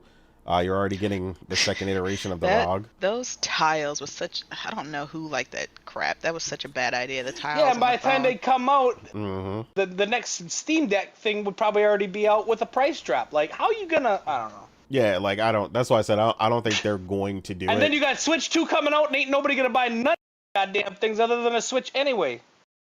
Yeah, I think the only reason the Steam Deck and all that are selling is because the Switch 2 or Switch is so far down on its life cycle. It's kind of like, let's get out there in front of the Switch 2, because once that bitch comes out, we folding up. You know what I mean? Yeah, because once they put on par with there and we got Nintendo games on there, we're done for. If Nintendo does what everybody thinks they're gonna do, then yeah, I mean it's definitely going to put a lot of these other handhelds on pause. They're done. So yeah, it'll be interesting to see what happens. Like I said, I think they're more so looking to partner with a lot of them. Like Morgan was saying, like they want their store as a what do you want to call it, option. Well, they mention all the other third party ones. Like, you're not going to go out of your way to mention all these other devices if you have any intention of really doing your own. So that's why I think they're just kind of solidifying that that's not going to happen. Our store is going to be an option on all handheld devices. Exactly. That's what I think. So but everyone's going to use Steam, so we're wasting our time. I don't know. I mean, they already know that. They tried that already. I'm getting really curious to see what's gonna happen with them games. Are they gonna be releasing to PlayStation and PS, and what frequency? And if anything from the showcase is ever gonna hit PlayStation like that D&D. That would be curious. Stop poor-bigging, Omar. Yeah, I mean, I don't care about it hitting PlayStation. I'm playing what I want to play. They want on PC. I have a PC, so yeah, no port-bigging over here. I think you're just gonna see it based on whatever Satya and them have to say about it, because that's obviously, we know who's really pulling the strings, which Ryan also tried to pull out of Phil during the show, and I was like, you think this man is going to tell you that upper management and his bosses are pulling the strings and, you know, demanding that these games are everywhere. Like, of course he's not going to say that, you know. So again, you got that non-committal answer as well when he asked him that question. But yeah, I mean, obviously they kind of solidified where they're going, what frequency and all that other stuff going forward. We'll have to see, but um, yeah, like Morgan said earlier, you're going to have to accept the direction that Xbox is going if you're an Xbox fan and you're invested in to that ecosystem, especially via Xbox. Like you're gonna get what you're gonna get, and yeah, you're gonna be happy about it. And I guess you're gonna be subscribed to Game Pass because that's ultimately what the benefit is. And Phil says if you want to continue to purchase their games, then you can also do that. But yeah, I mean that was most of what was stated during that. In particular thing, something that was brought up earlier when we were talking about Dragon Age. There was a extended Did you watch gameplay. the gameplay? Yeah, I watched the gameplay. I'm stating that now. Finally? I've been watched it. Oh, He you said forgot to that tell me to talk about it, but okay. We're gonna do it right now. he just said so. We are. Oh man. Okay. Yeah, so Dragon Age Veilguard, you know, had a reveal, the initial trailer during the Xbox showcase, and then you had later on they showed an extended gameplay showing a more linear aspect to things, reminiscent of some of the more mission-based uh, structures that they've had in some of their prior games that were open world at the same time. Um, Later on, it was stated that they are going a more linear based structure for a lot of their missions, so they're making it more mission based and not so open world to to the tune of not like what they used to do. But there are still going to be some open areas. In order for you to grab quests, there's still going to be the area for you to walk around and associate with people and build up your base. So that's still going to be a thing within the game. But the question that Omar had brought up in particular to the panel is how do we feel like that is going to affect Dragon Age moving forward, as opposed to fans of the previous who were, where the games were entirely open world, now going to, I guess, it's more of an open hub. Hold on. The games were never always open world. That was Inquisition, but before that, they had this sort of more confined areas. Yeah. I mean, that's kind of what I was alluding to when I was bringing it up, because I know Omar asked the question, but I know that you've played the games a lot like I have, and I was like, personally for me, it doesn't really mean anything because they've always kind of had this semi-open world mission-based structure anyway.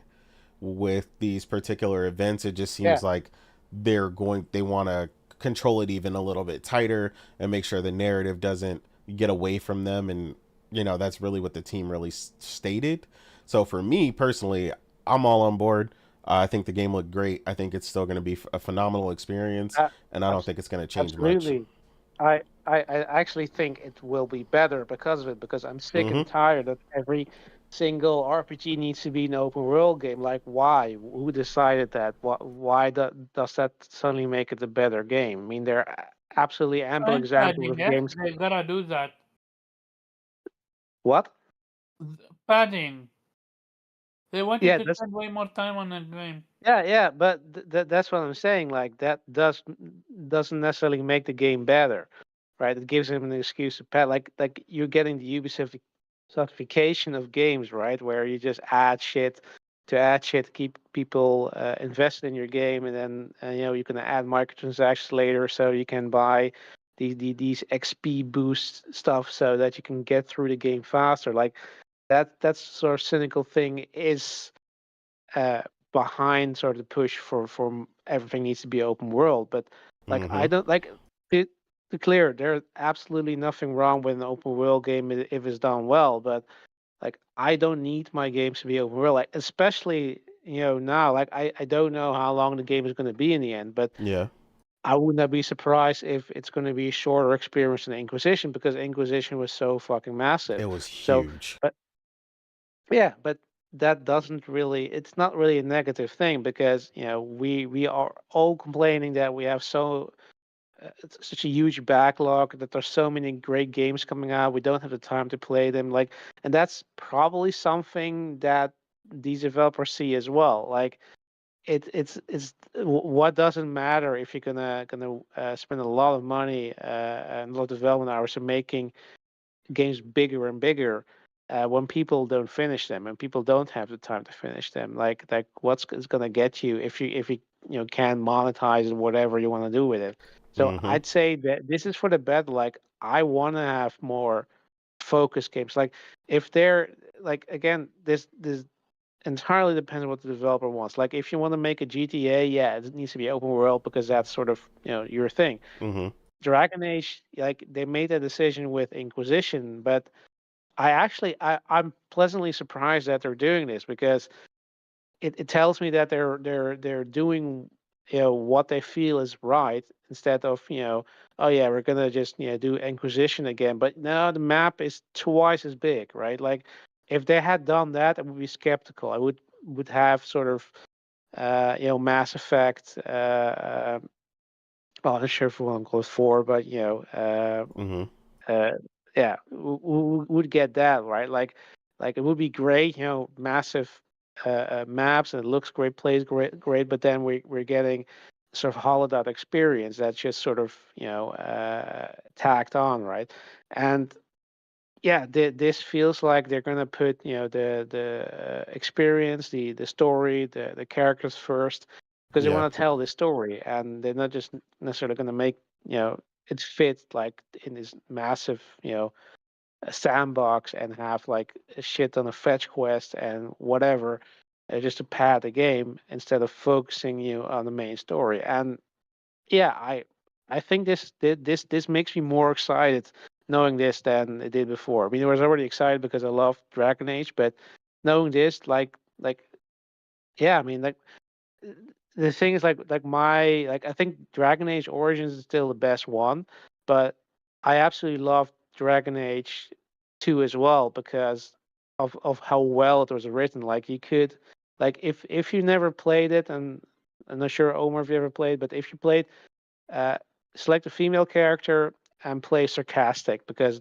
that's an incredibly fun experience. Like the level of dialogues, the writing was absolutely amazing.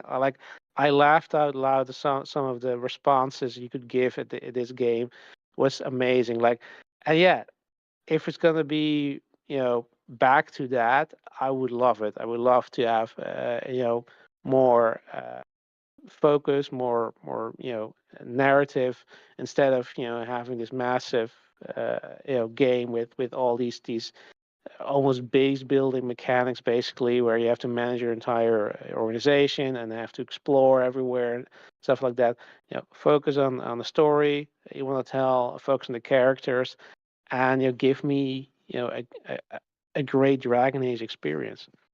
No, I 100% agree. As someone who has played the original two, all of them, this sounds like nothing but a great thing to me.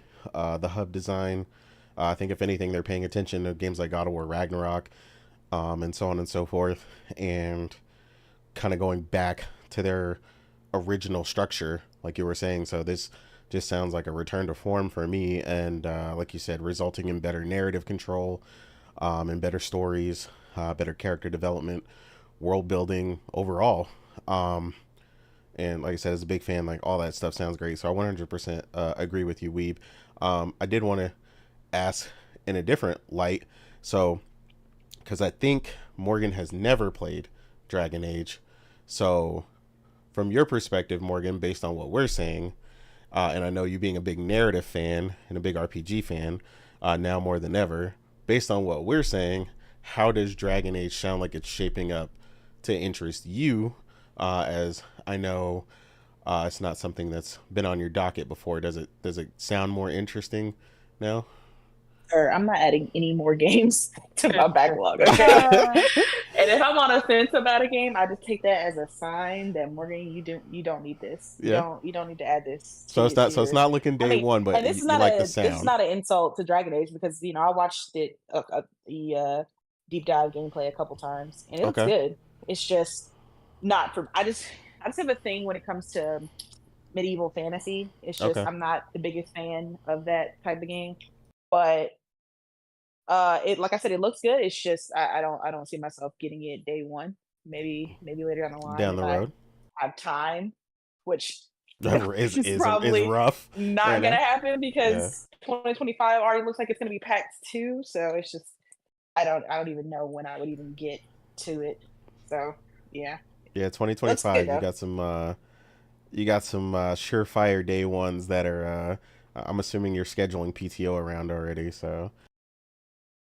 Well, I'm trying. I get about to have a lot of random sick days that coincide because they're like, man, you get sick like I swear, like once a month for like 3 or 4 days. You just get so sick. I'm like, yeah, oh man. She's like, you got all these new things I've never heard of.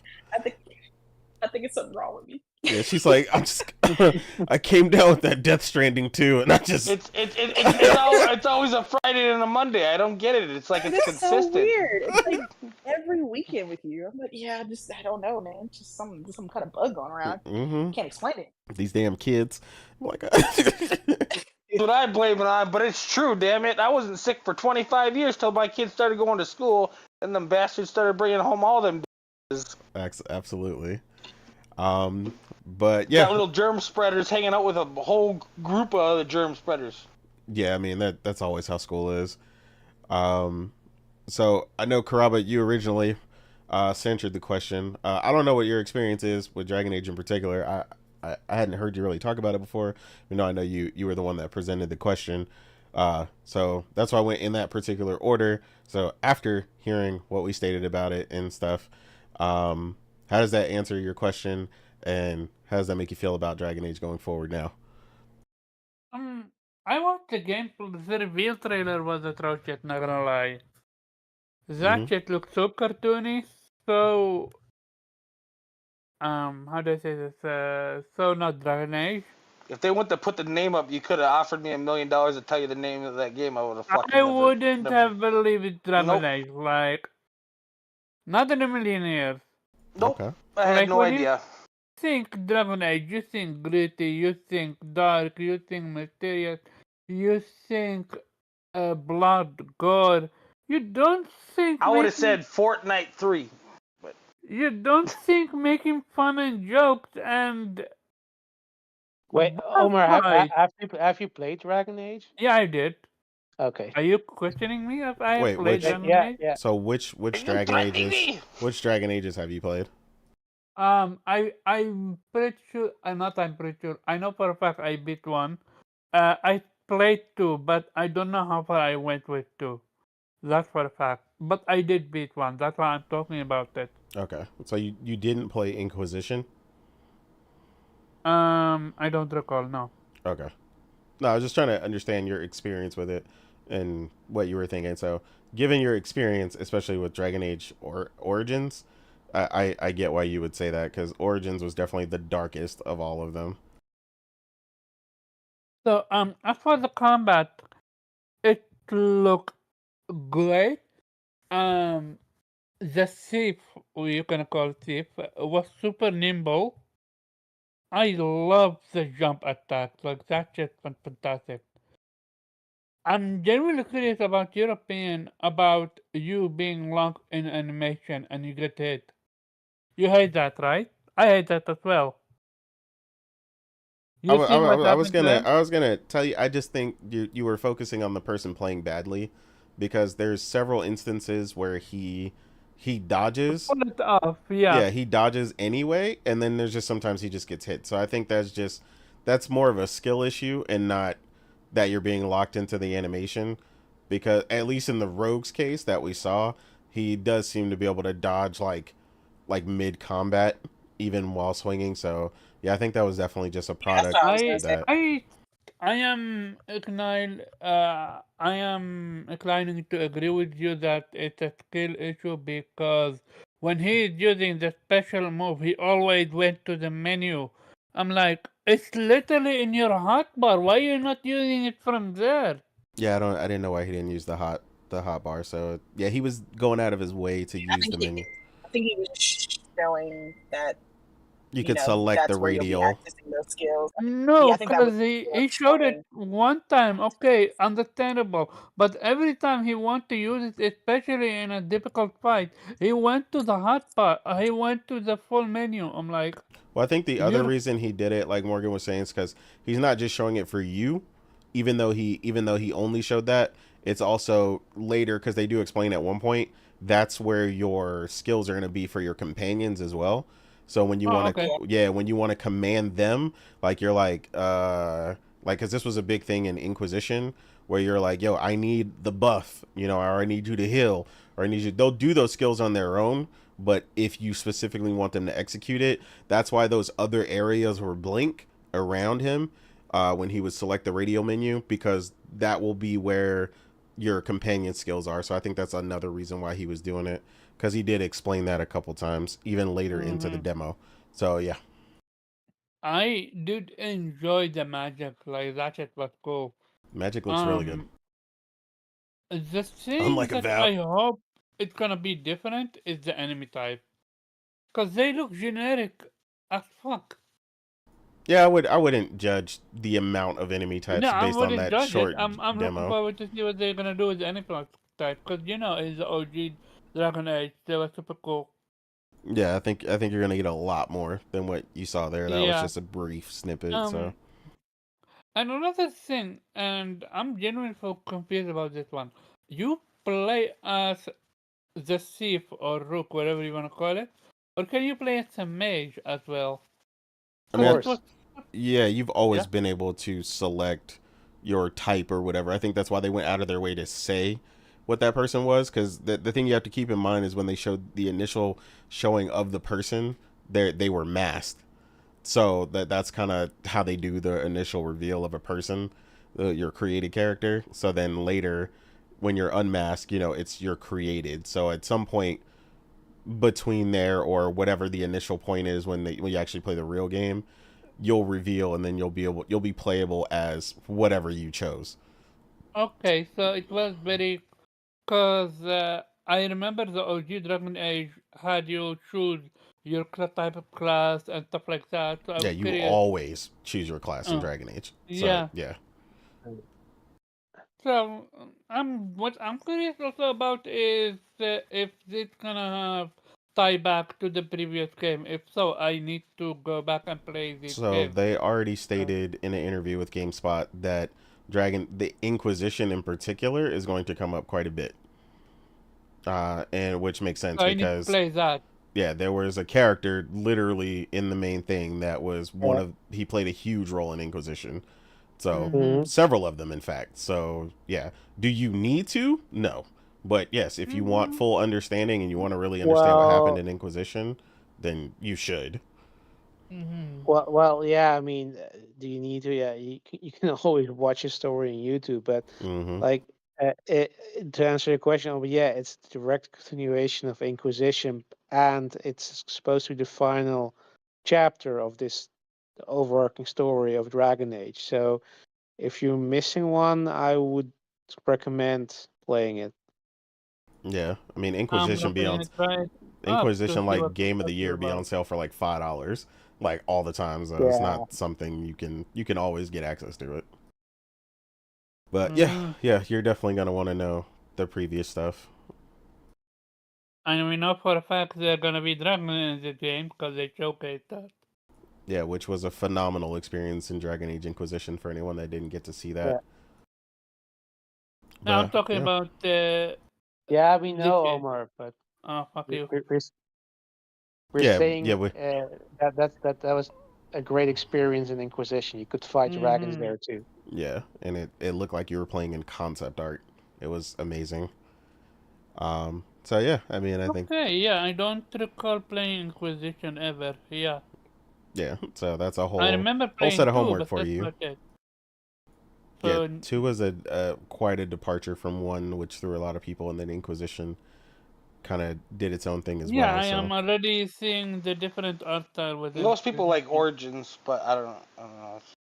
Yeah, a lot of people are fans of Origins. Yeah, for good reason. So it's great. Yeah, I mean, I think we covered Dragon Age pretty extensively on that one. So we're gonna move on to a big one for I think all of us. But I definitely heard the giddiness and the excitement when this was originally revealed, which was the new Astrobot. Ooh!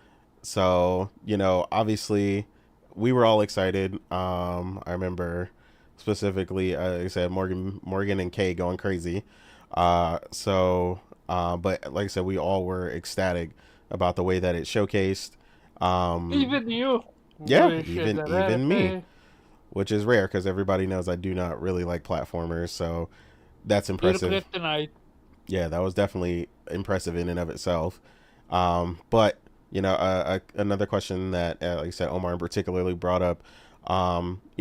You see a lot of hands-on happened during the event with the new Astro, and a lot of people are stating in the previews that they're making it akin to something to the likes of Mario Galaxy, which everybody knows is a big fan favorite of a lot of Mario fans, and one of the highest rated and highest praised platformers of all time.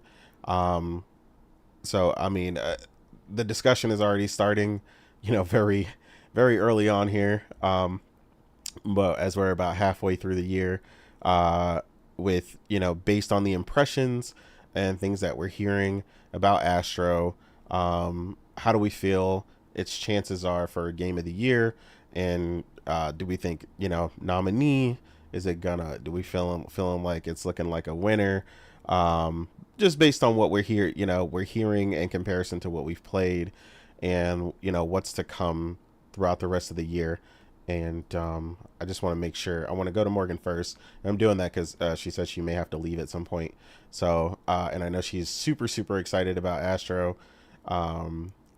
So Morgan, how are you feeling about Astro after hearing people talk about their hands-on previews with the game? Let Omar go first because I'm driving and I'm kind of in a bad area. Okay, no problem. So he was talking about myths. So let him give his little opinion or whatever. Okay, you got it. All right, Omar, you heard the woman. She wants to set a trap for me. She said mount up. Let's see what you got. So okay, so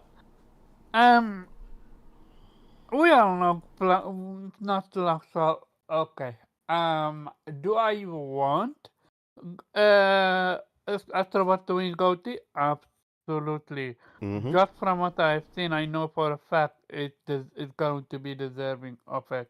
Why? Because I already beat Astrobot, the OG one, and I know for a fact, I know what they can deliver and how they delivered on the previous one. Mm-hmm.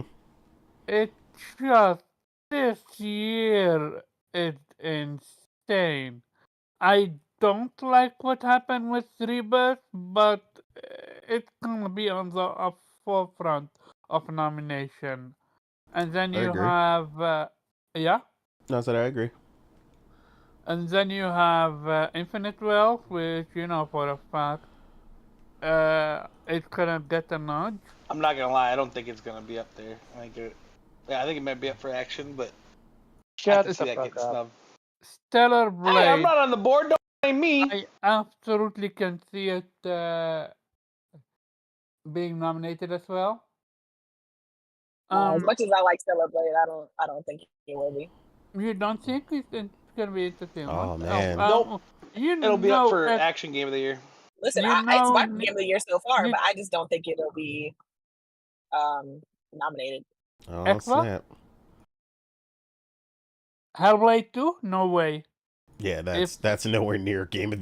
That's not even in the discussion. If that wins Game of the Year, I'll hope for Gaming is lost. I mean, it shouldn't even be nominated. So yeah. Okay, so it's not getting nominated. It's not getting. But real talk, so you know for a fact Nintendo is not gonna be left out. They released the Princess I don't think Peach. Peach is going up there, so they better have something up their ass. Princess Peach, they released that. Peach ain't gonna be up there. They got like a 75. That Mario RPG remake. Yeah, that was last year. I thought No, this year. no. I was talking about Paper Mario, but that's a remake, so it's not going to be Paper nominated. Mario. Never mind. Basically, they're gonna be nominated as well. So I don't think there's going to be enough room for Astrobot to be Goty. It might get nominated, but I don't think it's gonna win Goty. I'll put whatever amount you want on that. What did he say? Hey, as of games right now, I would probably put it 1 or 2 in the rankings right now for what I think. I think it'll come out as a 90 or above too. Oh yeah, it's gonna absolutely hit 90. Okay, all those other games that you answered are not 90 and above except for Final Fantasy. I think it's gonna be 1993 or something like that. Like the way they're talking about it, if they're saying I can see it scoring with Mario Odyssey. What Mario Odyssey get? If they're saying they're going for Nintendo crown, that's some high praise. Cause you know Nintendo is the king when it comes to platformers. My Odyssey got a 97. Nah, PlayStation Astrobot never gonna. Well, maybe it'll get a 94. They ain't gonna get that Nintendo love, but it's not. It's gonna hit 93, I think. And for the most part, I have been very accurate when it comes to Metacritic. That would make it the highest Metacritic of the year so far, though. By far. Well, other than Final Fantasy got like a 92 or something. Everything else is in the 80s. Yeah. I'm just saying. I don't think, but remember, Metacritic is not everything when it comes to Goty. Like Death Stranding. No, but the people voting for it are the ones that are going to get the vote for this too.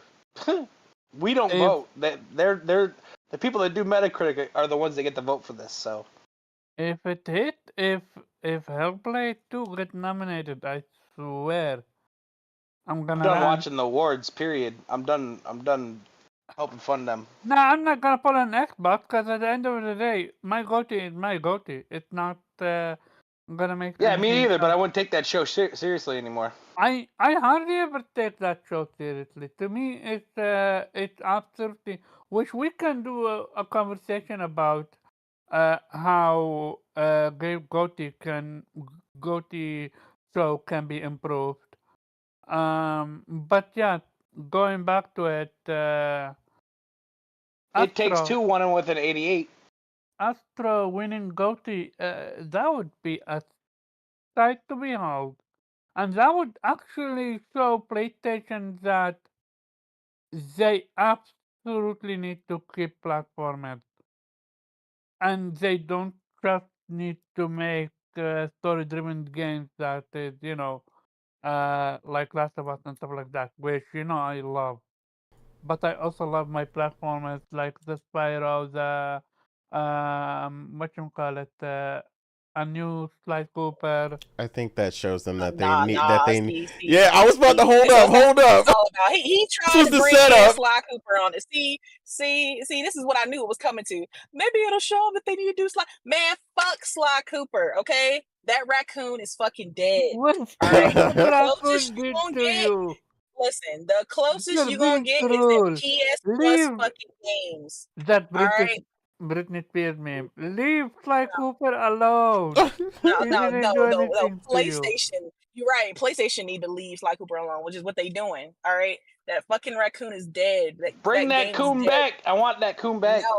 No, they brought him back. They're gonna bring also the other games back. So yeah, I think Morgan's right. I think they focused on bringing it back through the premium selection because that's where they're done with it. I do think it will show that to the whole thing at least. Yeah, I don't even think they're gonna do that. Like, I mean, and if they do, it's gonna be outsourced, but no one internal. It's definitely not the team who's originally responsible for that because they got other shit to be doing. But I think, yeah, it's going to show them that they need to continue on innovative, new platforming experiences like Astrobot, but not returning to the old stuff, reiterating that, because I think to your end, when you're surprised that I'm interested in Astrobot, a lot of that has to do with a lot of the new mechanics and things that are introduced in that game, the way the world is constructed, and all the innovative ideas and stuff going on in that world, and that's what interests me in that. So I think PlayStation's bread and butter in that is about the innovation and the new IP going forward, and not to get stuck trying to make Mario 57 the way that Mario does, because only Mario can really do that. And same thing with Sonic. That's because he's everybody's introduction to gaming too, though. Well, yeah. If he wasn't, no one would give a fuck about Mario no more. I'm gonna be keeping it. No, I agree. It's not for me. Did you play Rift Apart? Yes, I played. I bought it day one. You enjoyed it? I mean, it was cool. Like, I think it looks amazing, and it's a showpiece. But I enjoyed it largely because of the weapon selection and a lot of the other stuff going on with the game. But I mean, it was an amazing piece. Am I in a rush for them to make another one? That same team? No. But I think it was a good short game, something that they showed what they can accomplish in a decent amount of time. I don't mind them making another one of that in particular in the future, but I think that particularly shines for me because of all the other things that it does. Like, platforming is like a part of it, but it's not all of it. It's not its primary focus. It's just a part of the game. So they make the worlds more interesting, and also the guns and all the other mechanics, right? That's what I think makes that game so special for me. So the platforming, again, in that game to me is secondary. And it's not meant to in the likes of something being hard the way the Metroidvanias are that you like, which are, crazy, flipping upside down and jumping all over the screen, reminiscent of the most recent the most recent one that both you and Morgan played. Oh yeah, you and we've also played it, but the Prince of Persia. Yeah. So I have no choice but to buy that game day one, because my kid, like, every day I'm waking up, he like, Dad, 83 goddamn days. That shit was fantastic. No, and it was, but that's what I'm saying. Like, that the focus of that game is primarily the platforming, right? Like, that's what I think of when I think of most platformers, right? So that's why I said I don't have to struggle with jumping between 6 different things and then going back and forth. You're not reading that with Prince of Persia, no. Yeah, like, I don't want to thread the needle and stuff like that. But that's not to say, per example, right?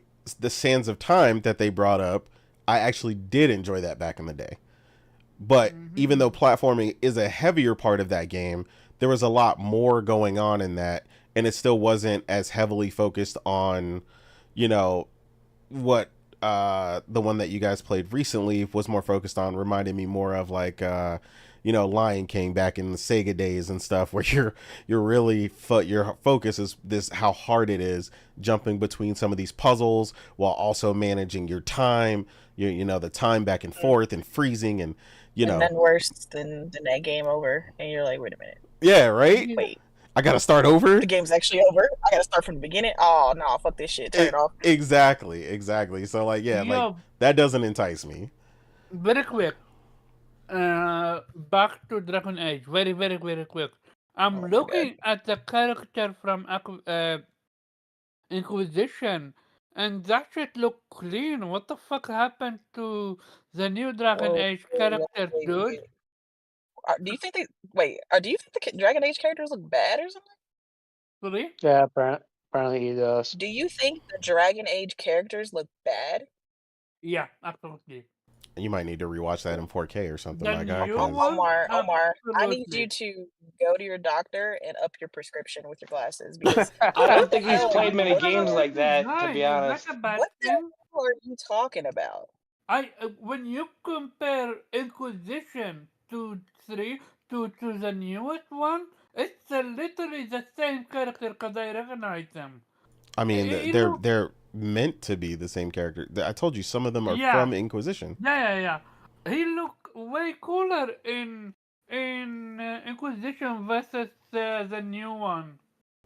I mean, you're looking at characters in different time. Yeah, I wouldn't say that, but you're looking at characters in different time periods, different lighting effects. Like, again, you're only getting a small snippet of one mission that is overcast with a ritual happening above it and a really specific thing. I would just say reserve your judgment until you get the full game, because you're talking about Dragon Age Inquisition, which has like 10 pounds of DLC and like 300 hours of content.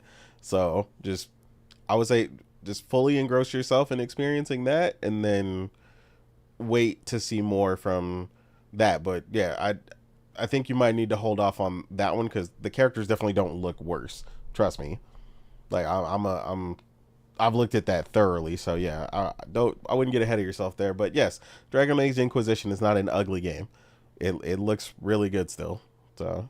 But yeah, going back to Anyway, back to Astrobot. So my take, I think I didn't like what we were saying in the chat was not that it was going to win Game of the Year. We were saying it was going to be nominated.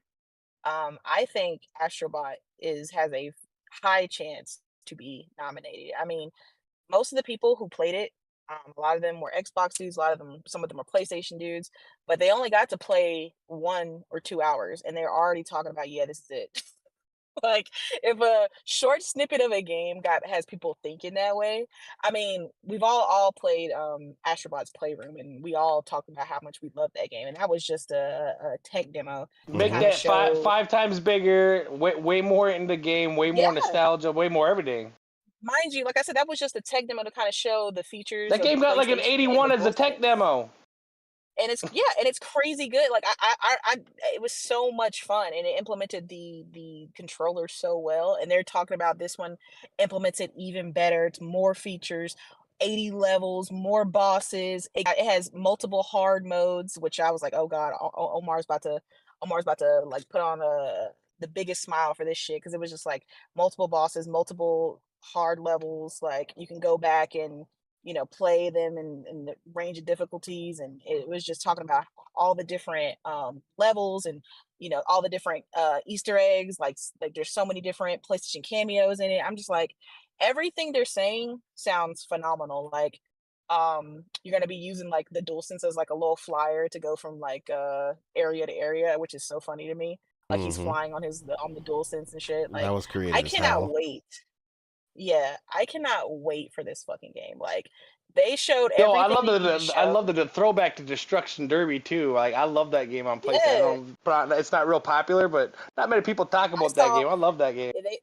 They sold me when I saw the Journey reference, because that's my game. Like that was the game that got me on my indie spree. Like, ever since I played that game, like that game touched a nerve in me. And when they showed the Journey reference, I was like, yes, that's what I like to see. But yeah, they made the perfect trailer for that game. Like, it showed everything that it needed to show. It hit all the notes that it needed to. They went over everything that's going to be in the game, and like everything sounds perfect. Like, it sounds like it's about to be the all-around perfect platformer. And from the way everybody, I don't think I've heard any negative feedback from anyone who's played or played the little demo that they had up at the Summers Game Fest or whatever. Like, nothing but positivity around the game. And I mean, I wouldn't have needed that anyway, because like I said, we've all played Astro's Playroom and we all had a great experience. So we were all asking for a full-fledged Astro game anyway.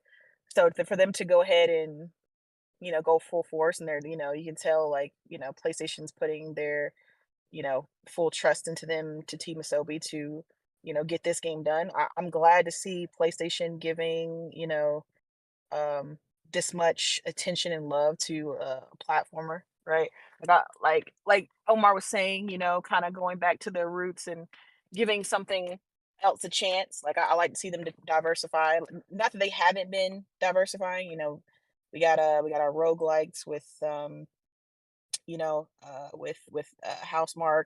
We got our racers when it comes to like Gran Turismo and all that stuff, and then we have our shooters now with Helldivers 2 and Concord. and sports, MLB. So there's a variety of games. Even though people like to play like there isn't on PlayStation. Yeah. But I'm glad to see that we're giving Astro some love, and I cannot wait. Like that's gonna be, I don't know, it's probably my favorite game. That'll probably end up being my game of the year before the year is done. I mean, who knows? Like I said, there's so many good games this year. Yeah, but it's incredible. I think Astro is definitely gonna get a nomination. Like I could see it hitting the 90s if they do it right. I mean, there's still people now who talk about the Astro VR. The Astro VR game is one of their favorite games. Yeah, And that came up a lot lately. That it wasn't on VR2, and that it wasn't an actual PlayStation game that you could play, because most of the big platformers and stuff like that people play, they've been playing them characters for 10, 20, 30, 40 years too. Mm-hmm. You know what I mean? Yep. You ain't burnt out on an Astrobot. You know what I mean? I love me Mario, but goddamn, I've been seeing that motherfucker since I was in Batman underwear. Well, that yeah, I mean, but it's also like what Nate said though, is that there is so much diversity within the gameplay itself and the different mechanics, and then you have the DualSense with like all these haptic features and adaptive triggers and just new sensations that really no other game yet. The levels are all very different too. Been able to give you as much as Astro's playroom. Mm-hmm. Yeah, I think that's going to be the thing that sets it apart from a lot of platformers, is the use of the DualSense and the craziness that we're going to be able to do with it because of the controller. Like it's almost like how like the Wii was with the Wii remote. You just it's going to be like an intuitive thing with the controller. Like you're really going to feel like you're controlling this, and this is Astro flying on your controller. Like I think that aspect of it is really what's going to set it apart from the normal platformers. And I think that was like I said, I still think one of the smartest things that Sony did with this generation was the controller, and going all in on haptic and the adaptive triggers and stuff like that. I think that was a great implementation, and now they get to use it with games like Astro and the rest of their first party, but especially with this game, and how it's not just an extra little feature on the side, like, oh, you can feel the tension or you can feel some rumbles here and there, but it's a part of the actual gameplay itself, which makes it unique. And I honestly cannot wait. I'm so excited about this game. Like when they showed that, I was like, because there was the rumor that we were going to get an Astro game, but like most rumors, I was just like, oh, okay, we'll see it when we see it, I guess, maybe. Mm-hmm. But when they finally showed it at the end of that showcase, I was just like, or in the state of play, I should say, I was just like, okay, yeah, this is it. This is the game right here. And then we got a report from which made a lot of people from a particular fan base very upset. A report either yesterday or the day before yesterday, when I guess IGN has a wish list kind of feature on their website where you can like wish list all the games from the entirety of the Summer Games Fest. So like, of all the games shown between Jeff Keighley's show, Xbox, PlayStation, PC showcase, all the showcases, they collect, what people are wish listing. And apparently Astro's Playroom was number one. Like it beat out Doom and Gears and all the games on Xbox. And people are in the comments all mad, like, oh, what is IGN wish list? This isn't accurate. This isn't, people getting upset. But I'm just like, we're going to sit here and pretend like after they showed that game, like not that everybody on Twitter wasn't talking about that game. Like we're going to really pretend like everybody wasn't hype when they saw Astro's Playroom. Like it wasn't the talk of the town. It's not really surprising everybody was talking about it. But yeah, I mean, it seems to be a game everybody is excited for, which is got me excited because, there's nothing worse than, a great game coming out and then people not giving it, the attention that it deserves. So just see everybody's excited to play it and, excited at the prospect of having a full-fledged, Astro platformer. So yeah, I hope it does well. I hope it exceeds Sony's expectations. I hope, the PlayStation community comes out and buys it and supports it and plays it, because like I said, I'm sure it'll review well, but the thing that's going to matter is those sales and the metrics. So, I need PlayStation Nation to come out and support, and, play it. Not only, Yeah, not because only if there's buy not it, but another play it. Astrobot after this, my kids are gonna hunt you down. Oh man, it's gonna be bad. You know what I'm saying? Let's do it for the kids. She was playing it last night. Audrey was playing it last night, and she was telling me there's a countdown in one of the rooms, like the secret room. She told me how many days left. My son made a tutorial for.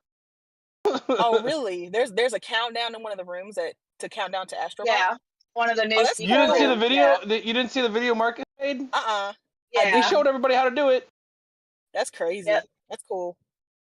But yeah, she's refining her skills. I get reminded every day when I wake up for work. As she should. I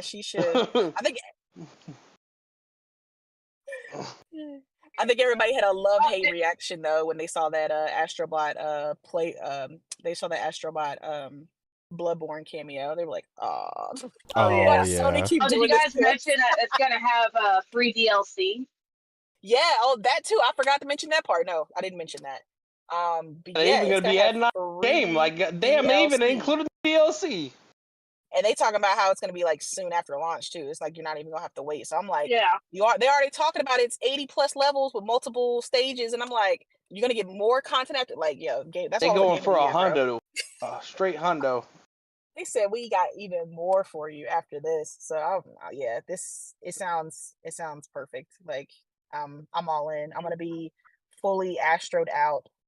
I'm probably gonna low key take off for this when it comes out because I just want to immerse myself in this game. This is a game that requires my full attention. Headphones, DualSense in the hand, ready to go. Haptics turned all the way up, all that shit. So yeah, I think for years. Oh yeah, for years people are like, "Oh, who's PlayStation's mascot?" Well, it's great to now say it's Astrobot. It's definitely Astrobot. Well, hello, okay. Did you just really notice that she was here? Man, she's been here talking for 15 minutes. Oh my god, damn! Oh my god, this man just heard her. She's been talking the whole time. I swear I just heard her. I mean, you know how he is with women's voices. They're not to be exactly. They're only to be seen. That's crazy. She's been in here talking for like 15 minutes. I saw Kay before she even spoke. Like I was just waiting for Morgan to finish, but she got it. She jumped in there. She double dutched. You know what I'm saying? It's all good. I knew you were excited. I that's why I laughed when you popped up when we were talking about Astrobot because I know Kay has been ecstatic. We gotta start saying that. Key word to get Kay to pop in. We gotta say Astrobot. Yeah, Kay was like, "What? There's a disturbance in the forest. I've been summoned." Yeah, anything to get Kay. That's what's up. Gotta do what I gotta do. Astrobot Horizon. Astrobot Horizon is on there. Absolutely. Facts. No, but yeah. So I mean, obviously Morgan is also ecstatic about the game. We all are ecstatic about the game. You heard some of the conversation when you jumped in, Kay. Yeah. How are you feeling? The chances are for Astro this year for at the very least a nomination, but its potential chances this year against the plethora of games that we have available to us. So how is it shaping up for you in particular? I definitely think it's going to be a contender. Mm-hmm. If it's not, it would only be because there are way too many games. Absolutely. But at the same time, I don't think there's Astrobot is just very unique. And we all saw that it was number one in the wish list according to the data. I think that speaks a lot. I mean, to be over Doom, which people were absolutely just drooling over. I don't know if you saw that "Oh No, Alex" video clip. So, I didn't see it, but I'm sure it was weird because everything's weird from that man these days. It was. But anyways, it's definitely a contender. Like don't underestimate Astrobot and and it's not just because it's like, oh, it's so cute. It's because of the mechanics. If it was just a cutesy game, then it would be overlooked. Yeah. Like, it's like, cute and fun. It's just another kid. Yeah, no, like it's just another kid game, But no, it's like it holds its own, and I'm excited for it to come out. And then everything else, I really can't say. I want to wait until these games come out because a lot of times I don't like talking about games that have not yet been released because you don't know. I mean, for instance, Cyberpunk, who knew it was gonna have such a horrible release? So you just never know until the game releases. But there are a lot of big titles that have already come out and ones that we're expecting to come out. You got Black Myth Wukong, you got Star Wars Outlaws, which after that the Ubisoft event and when they showed some gameplay, it looks phenomenal and thumbs up for no loading screens when you're traveling to the planet and getting on your ship. So absolutely. Yeah, no, I mean, like you said, there's just so much to come. We told people, we warned people, so many people were like, yeah, I mean, this year has been great, but what's to come later? We don't know nothing about the rest of the year. I'm like, they're all gonna flood in at once. Yeah, we tried to tell people this is how it works. Nobody listened, and now after the show, September out here. There's enough games for the next 2 years coming out in the next 6 months. Like, try to tell you. The fall is looking like a crowded concert. I'll be with that next fall, the following fall. Like, what the fuck?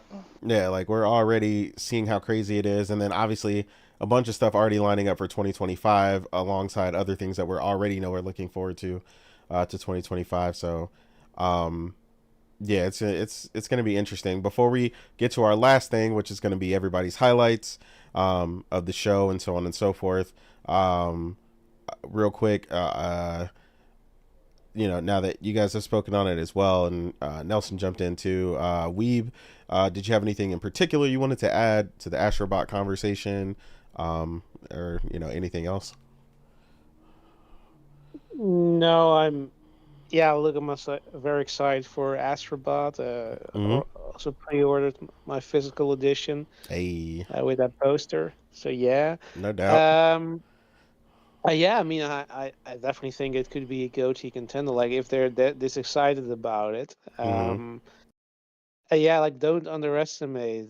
Like, yeah, we've seen it with It Takes Two. Like nobody expected that to win, and true. So it is absolutely possible. Like, that the foregone winners might not necessarily win. So, yeah, I mean, we'll have to check the game out, of course, when it comes out. But yeah, what we're hearing is very positive. So, yeah, who knows? Maybe the Goty this year is going to be Astrobot.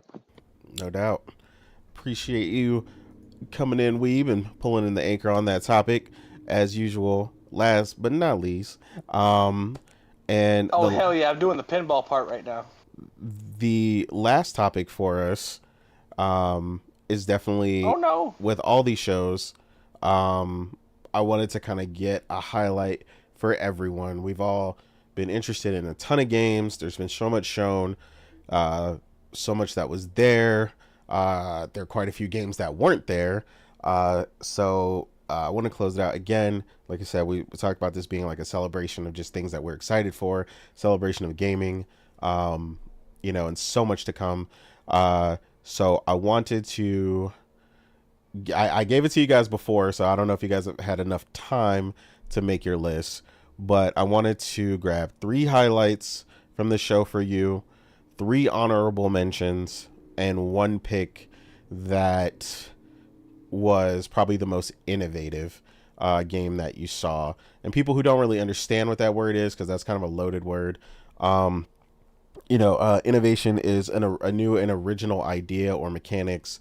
So basically something just new that you see and that you felt like never been done before, or something that's unique. that really kind of sparked your interest, typically associated with the indie space, but not exclusive to.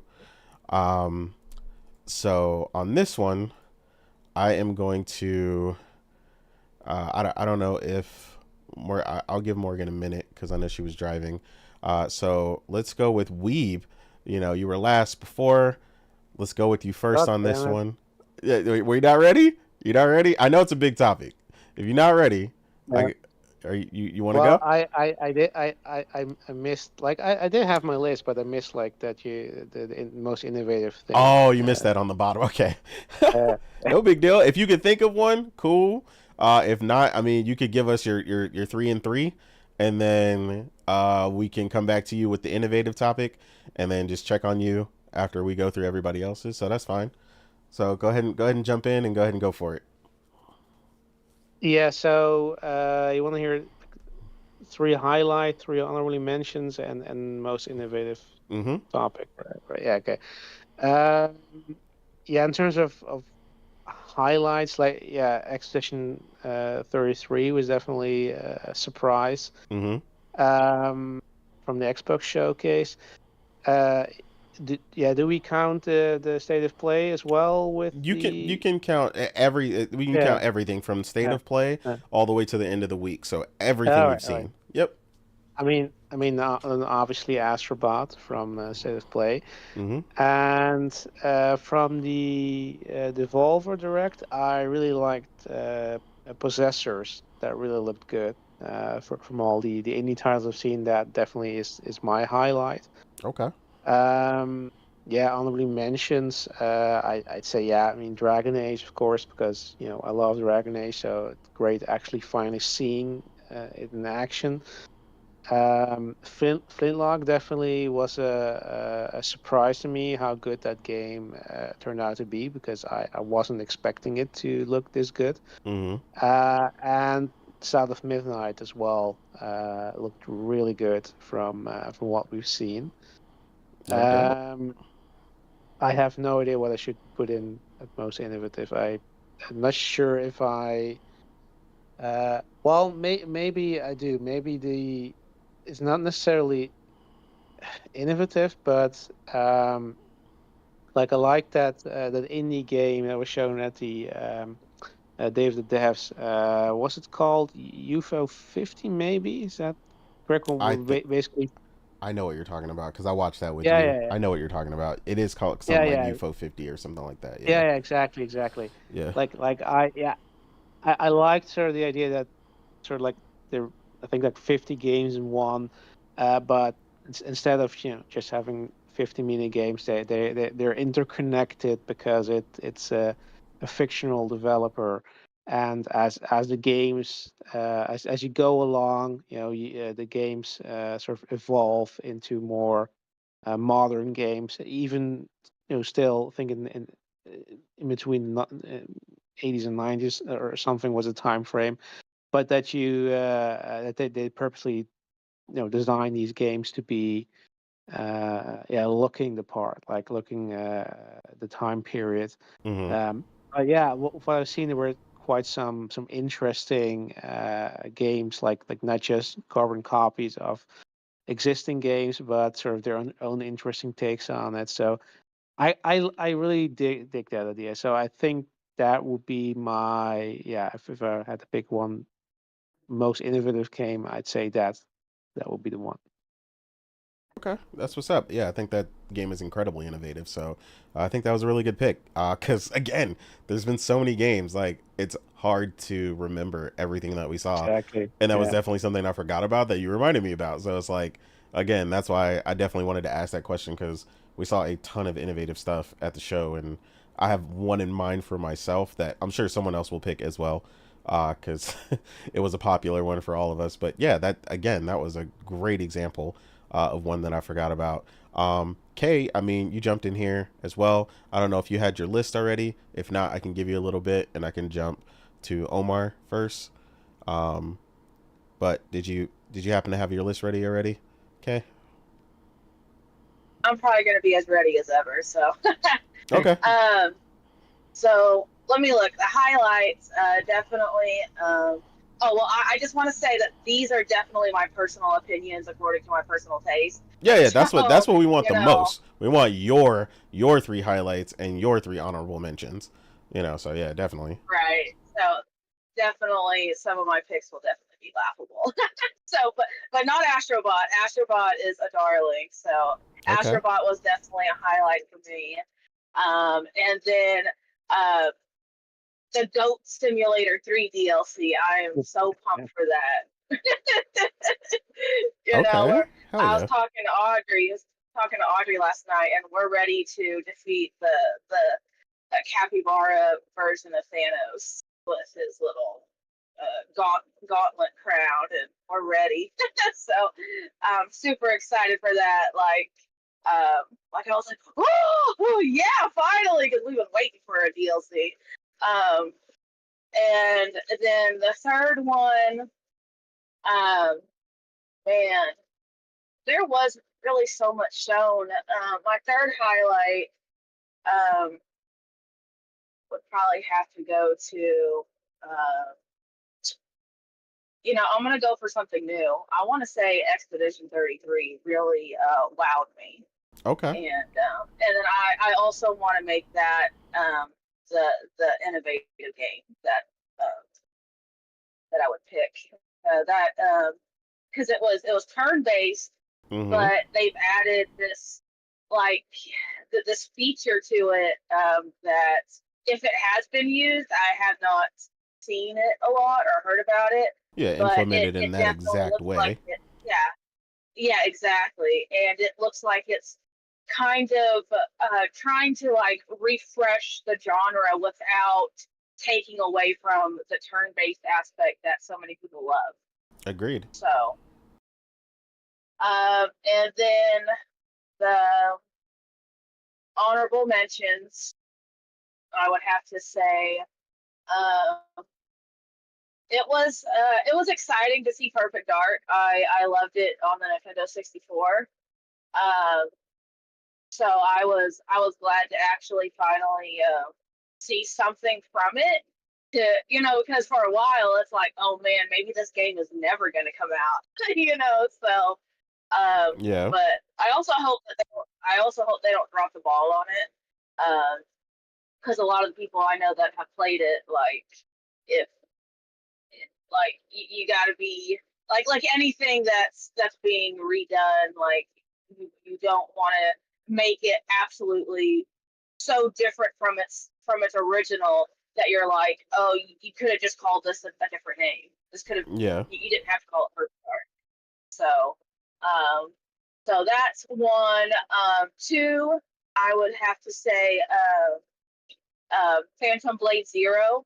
And I'm giving it the honorable mention because we've already seen it and we know about it. Understandable. But it was great to see more. It was great to see more of the gameplay and to see, oh, this looks like this is what it's going to be, like, for real, rather than when it was first shown. It was like, no way, that's not real, So, like, that can't be accurate to what we're actually going to get. And so they actually showed us what more accurately what we're going to receive on like a release day, and and learning more about it, learning that it's more combo based than it is actually the Dark Souls base. And then my third would have to be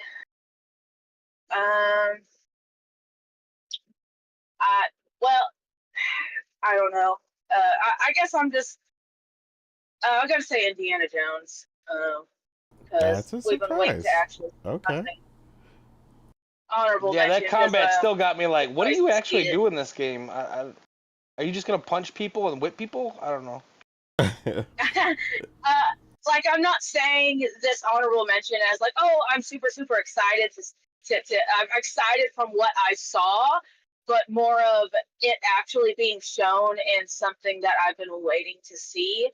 Because if you guys remember when we were watching it, I was like, there's something off about everything that I'm seeing, like from the animation, like from the style to the art style to like when it switched to a little bit of gameplay with the first person. it felt like VR, you know, and it still feels like VR. I wasn't exactly digging that. Yeah, And cutscenes are good. I feel like they didn't really show enough. Like, okay, one guy getting whipped and one, you know, getting one shot off with the gun, and it just shows like one enemy in front of you. It's almost a little bit concerning. The only thing that I would say that I actually they're avoiding combat like the plague on those goddamn reveals. Yeah. The only thing I can applaud them for is the writing. That giant cutscene or like that little mini movie we watched. Choo choo. That one.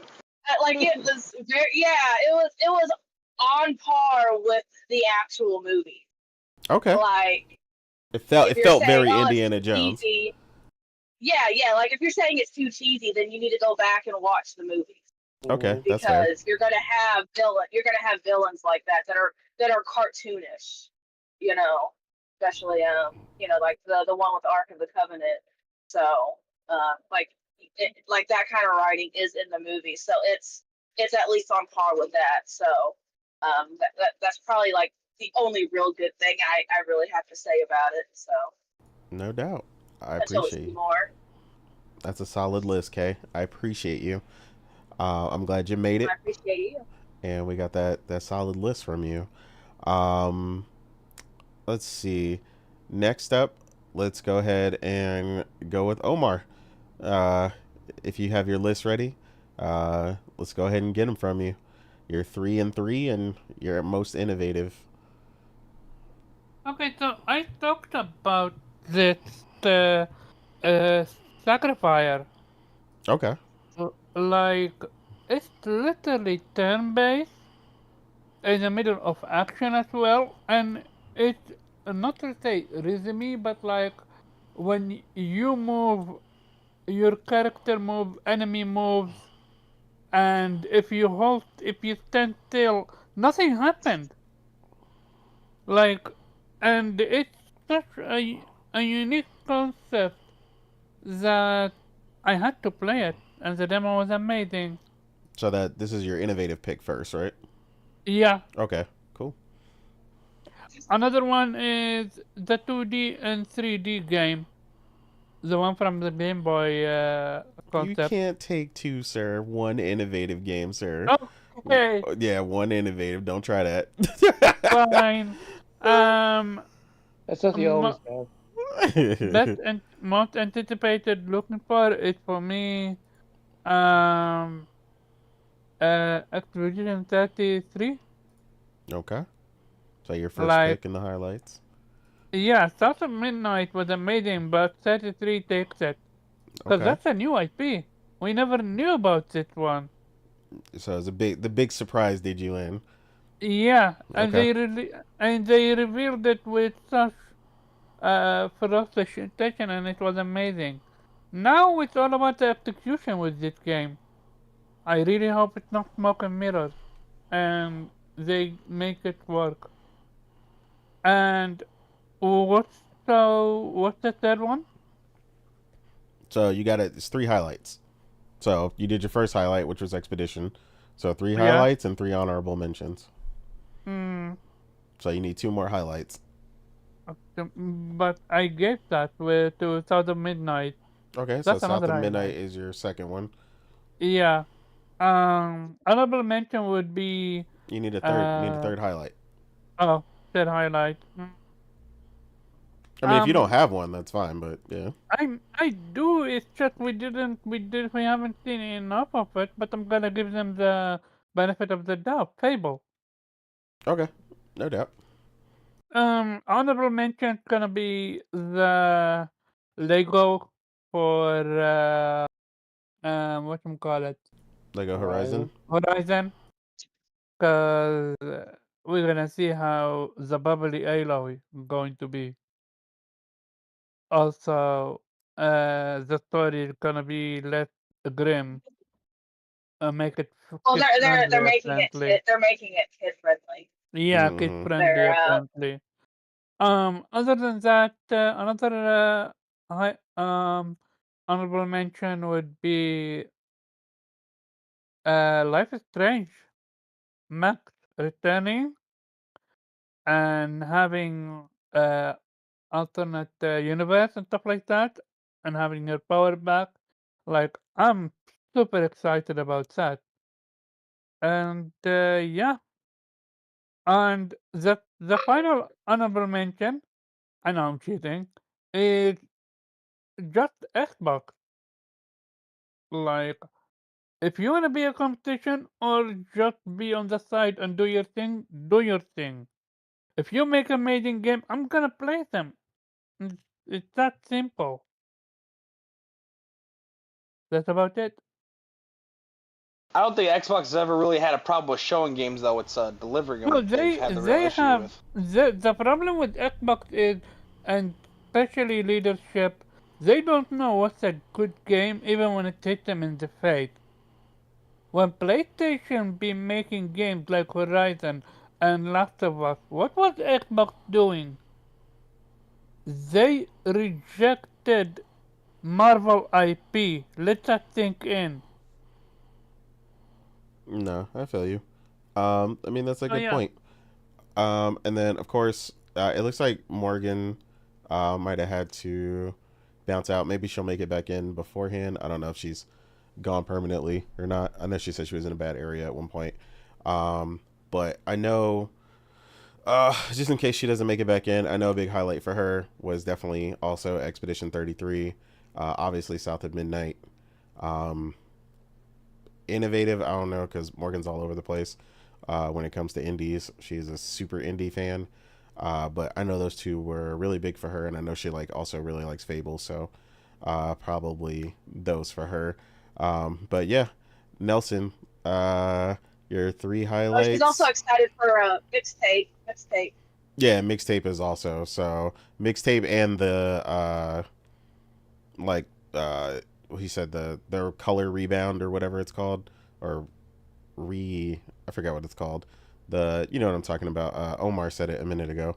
The one where they're bringing back Max or whatever. Life is Strange. Yeah, Life is Strange as well. So yeah, so plenty to look forward to for her.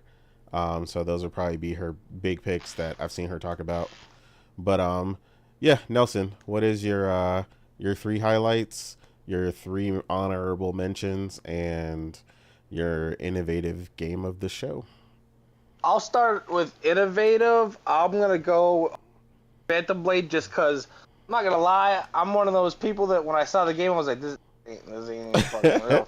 Okay. It ain't a real thing.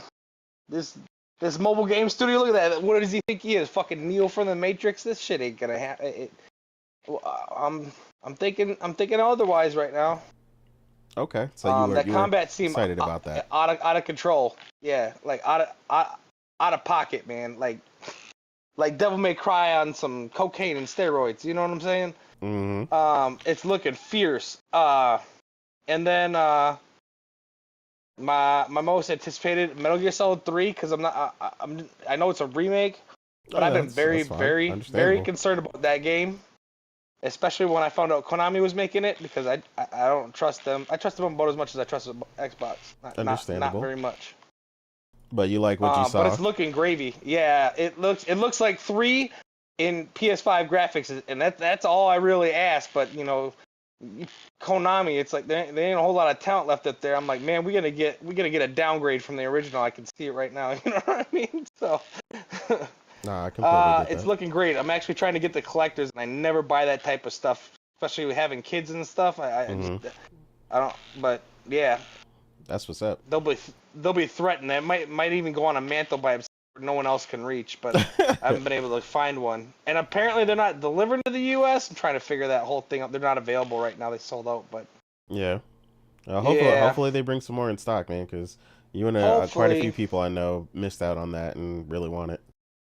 Yeah, I do. They said more are coming in, but the thing is, on Amazon it says it doesn't deliver to my area. I'm like, how are you not delivered to the United States, the biggest software purchasers of video games on the planet? You know what I mean? Like 40% of the market share for software sales, and you're not going to ship to that area. Like, excuse me? Yeah. I don't understand that.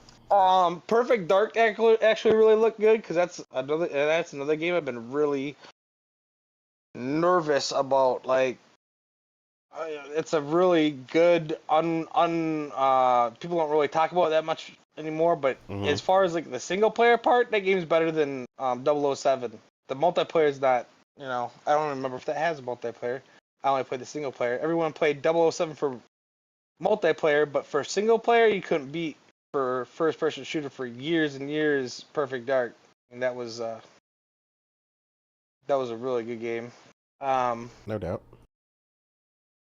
And then like what else? Yeah, Phantom Blade, and then Astrobot, of course.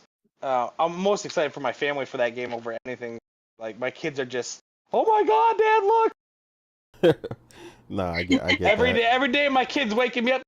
83 days, Dad. It's like, well, I can't lie to them and say it's not out yet, and you know, kind of they say we spread my purchases up. No.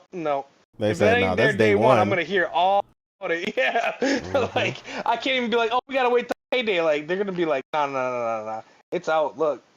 And that's gonna be dope for both you and Kate. You know, I know all you guys as kids are excited. No one gets sleep. That's what's up. And what else? One nobody's talking about, and it wasn't a show either. The thing on PlayStation or whatever, Akambot looks so cool, like an indie Ratchet and Clank. It looks so cool. Hey, that's what's up. I'm excited for that one too. Cool. I like finding new stuff like that. Like when Fist came out, I was like all hot and heavy about that game. And they're like, we're excited. I fucking love that game. No, I feel you. That's what's up, man. Some good picks. Yeah, for me, real quick, I mean, obviously, I think it's pretty much unanimous that everybody's at least the panel's biggest game of the show was definitely Expedition 33, and it is for me too. We're all big RPG fans here, and that game looked phenomenal. Mega surprise they managed for it not to leak, and a bunch of other stuff. So I mean, just an incredible showing. And I didn't even know it was coming. Is that 2025? Yeah, it's 2025. Yeah, that game again, like I said, looked incredible. 2 for me is Fable, because like I said, I'm a big fan of Fable. It's one of the few franchises that Xbox has that I've really loved for a long time, and I thought the showing looked really good. I just, it's one of those things where I got to see more, but yeah, exactly. That's why I bring it up, because it's like, okay, well the I can tell when they go into a kingdom and shit, that's gonna look good, but what am I gonna be doing? What's the combat like? What are the, you know what I mean? You basically just seen that one king dude and then the main character, and that's them talking, and then you seen them talking in town, and that's the only thing I know is that, like, one of the towns looks good. Yeah. You know I mean, they showed the bit where she was walking through the forest and some other stuff that was more in-game esque, and then her obviously confronting the toad and stuff in the forest. Well, yeah, I mean, because I can't definitively say it. Just looks like gameplay. But yeah, I mean, like I said, everything I've seen from that game looks really good. My third, and as far as highlights, is going to be Star Wars Outlaws. That game looked incredible. I felt like Ubisoft did a really good job with everything they showed about it. The director spoke really well about it and all the innovations they were including in an open world game and all the stuff you're going to be able to do. Also, him admitting, that you can't kill Nyx, got a lot of people excited. So, they're not going to catch you with one of those sob moments where, they kill your little buddy. So, yeah, I mean, that game just graphically, I'm all about the stealth and stuff like that. And I'm not a big Star Wars fan. So it's actually a big deal for that to be like my third game. I just felt like it just looked incredible. Honorable mentions, Assassin's Creed Shadows. Again, Ubisoft, again, locked it down. That game looked phenomenal. I don't care what nobody on the internet says. They could fuck right off. That game is Dave motherfucking 1, period.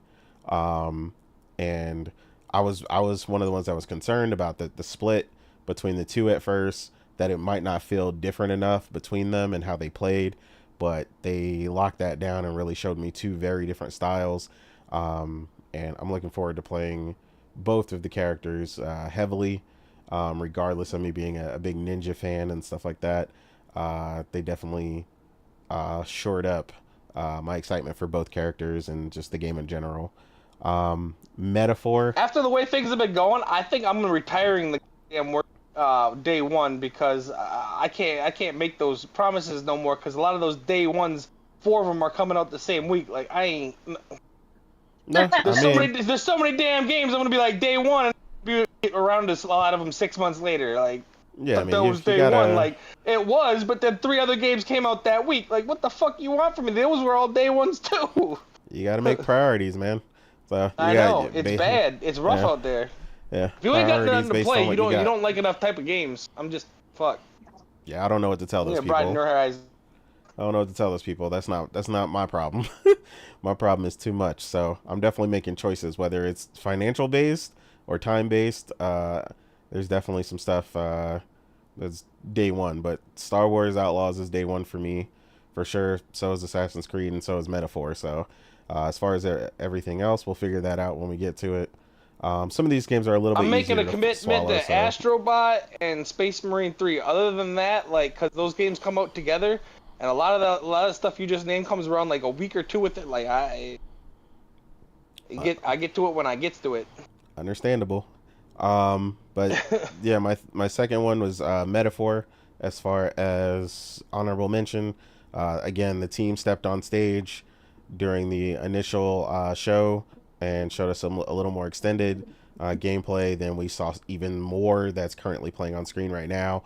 Everything I've seen from that game just has me extremely ecstatic and wanting to make sure I finish up the platinums for these Atlas games that I've got right now before that game launches.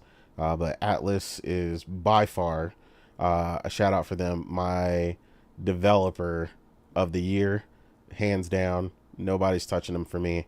Not even close. Like, this team has been delivering like crazy, despite, I don't like some of their business practices. They get on my last nerve with some of these re-releases and some of this other crap they be doing.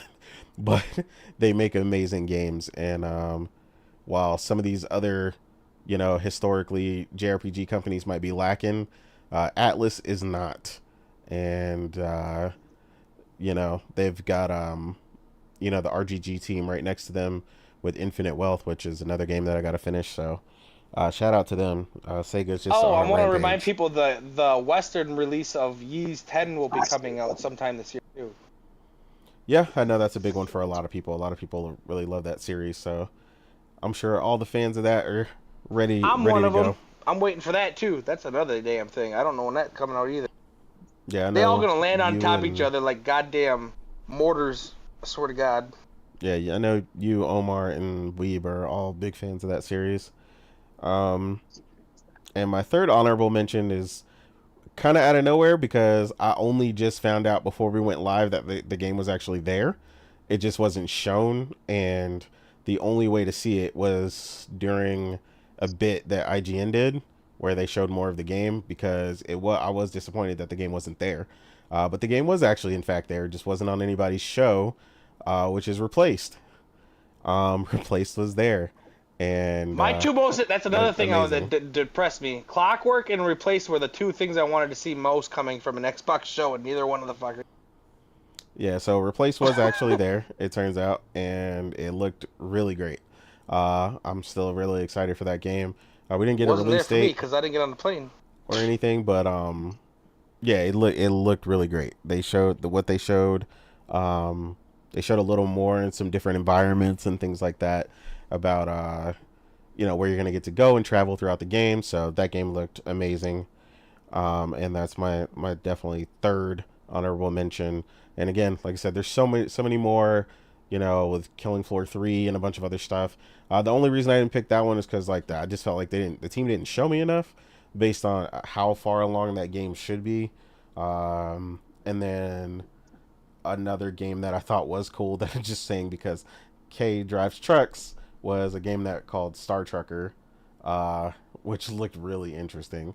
So yeah, just again, so much shown there. My innovative game was Screenbound. which again is a surprise because I'm not really a platformer fan like that. But innovative wise, I haven't seen anything like that ever done before. Um, which Wara mentioned was his innovative game as well in the chat, where you have to use a Game Boy and the 3D environment you're in order to traverse the level.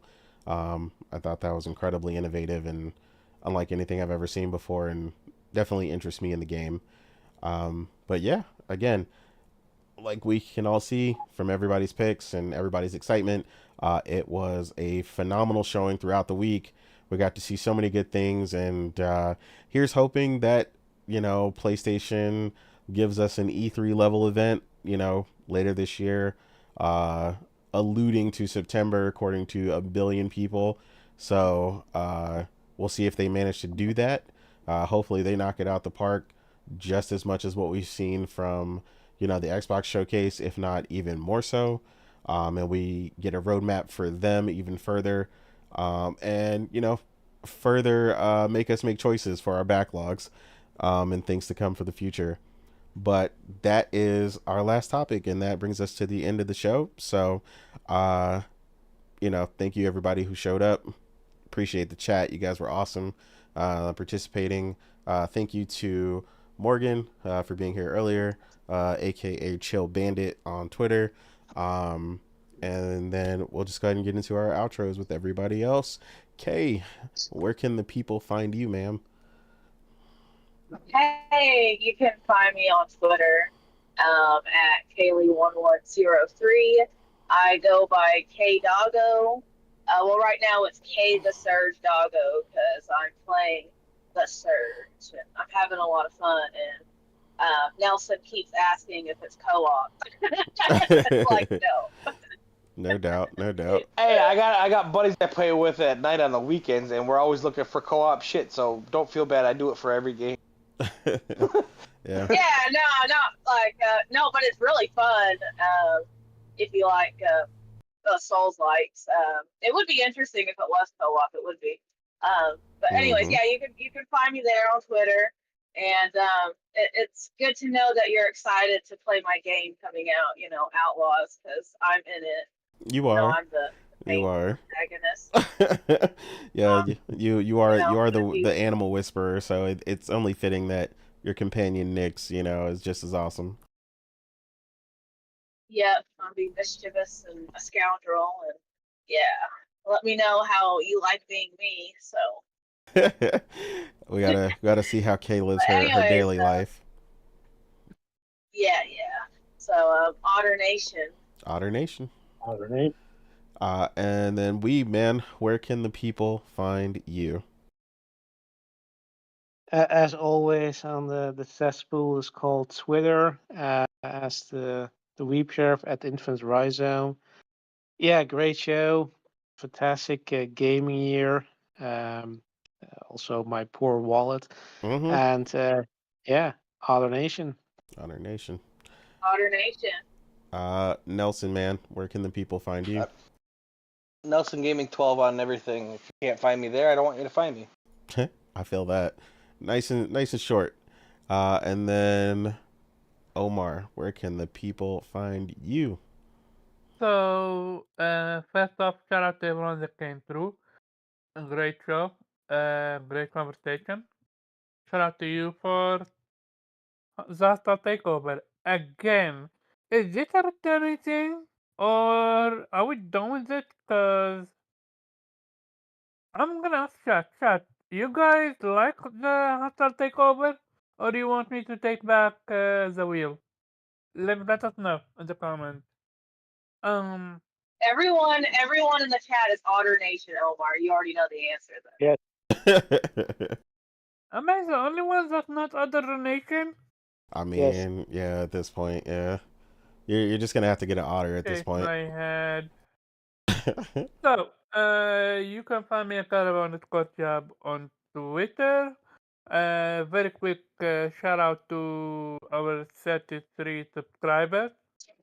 And also shout out to the, let me see again, 12 likes.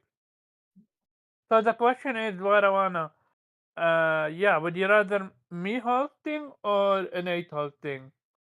Um, and yeah, share the stream out. Also, okay. What I wanted a certain part of the video to be clipped. What I let Kay know which part. He would gladly clip it if it's anything to do with me getting humiliated. He loves that part. Am I right, Kay, or wrong? Let me know. Wait, what did you say? I said, what I want you to clip something from the show this week. And knowing you, you would love to do so if it's resulting in me getting humiliated. It's usually the part where we're beating Omar's legs in, you know. Oh yeah, I love flipping those bits. Yeah. Okay, so the clip is Morgan saying, "Keep Sly Cooper dead." Oh, okay. He wants that. He wants that one. No doubt. We'll have Okay, to get it done. I'll have to go back and yeah.